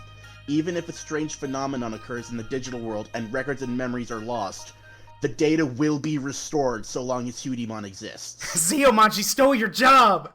God damn it. She stole your whole flow. Yeah, she stole your job. I'll kill her! Vegeta, he stole your due! I'll kill him! Taking a week break. Yeah, it's cool, Oh, buddy. there you are. Yeah. What was I doing? I must have spaced out for a second. Oh yeah, I was on my way to the coffee shop. Hootie must be waiting for me. What was I doing here?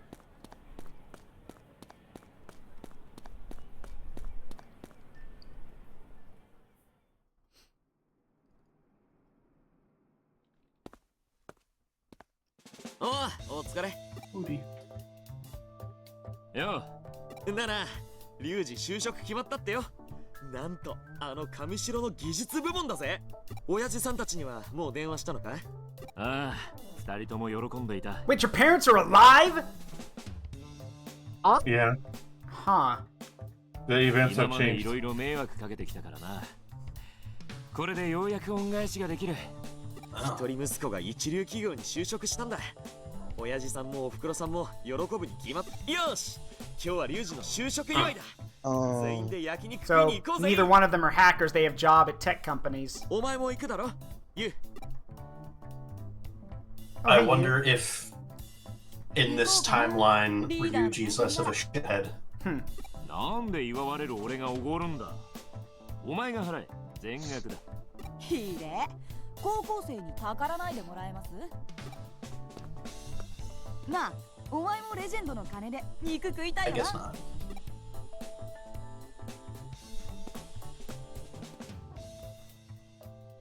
Hang on. It still calls to you.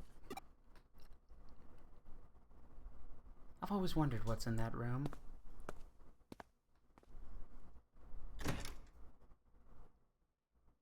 Huh.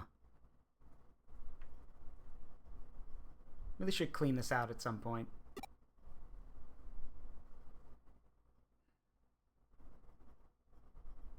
Oh, おい、 jeez. 何してんだ？置いてっちまうぞ。 Yeah, coming. Hang on. Just... Hmm.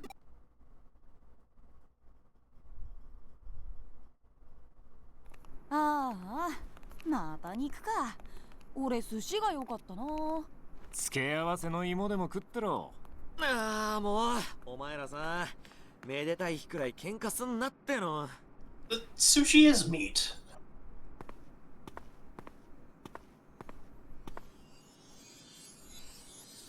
What the deuce?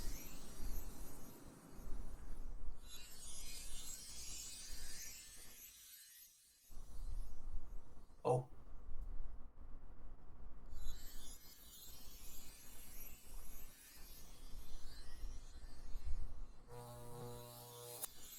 Oh, you can't fucking do that to me! That's all of Oh, our come Digimon! Man. Oh. And now you know why the game is called Hacker's Memory. Yeah. Because you get to retain the memories. Achievement unlocked. I'm sure we'll meet again. Well, New game game plus. clear. You now can load the cleared. You now have cleared save data, so you can load this and do post game. Loud noises, sorry.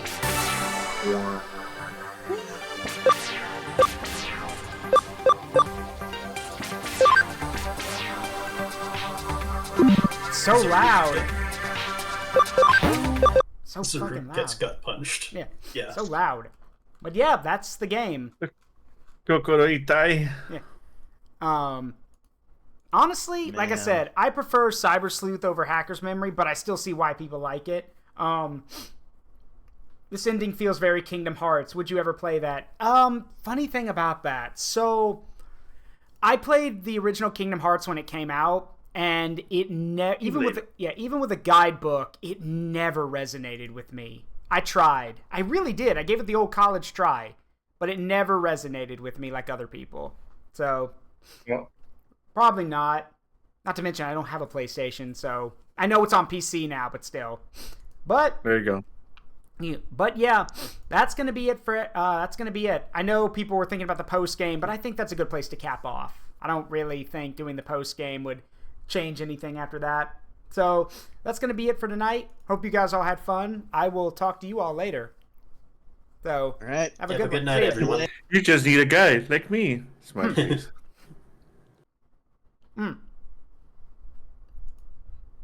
Well, that's going to be it for now.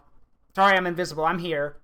But with that said, I hope you all had a great time tonight. We are going to go raid someone, so stick around for a minute. Let's find us someone to raid. Don't go anywhere. Seriously, do me that one thing. Don't go anywhere yet. Let's go find someone to raid.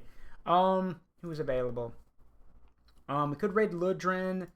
Who else is available? Anyone else I know?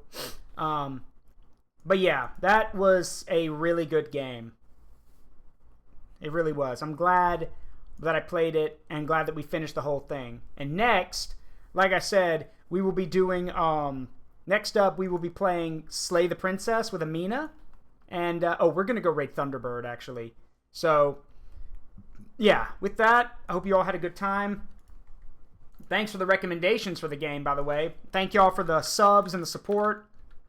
I hope y'all will be here next week when Amina and I start Slay the Princess. Because we're going to do that by ourselves.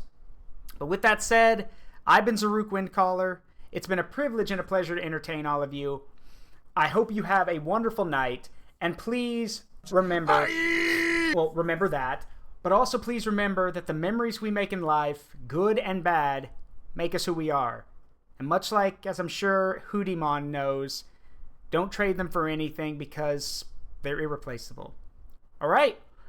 You guys have a great night. I will see you all on Monday. Love you all. Bye-bye.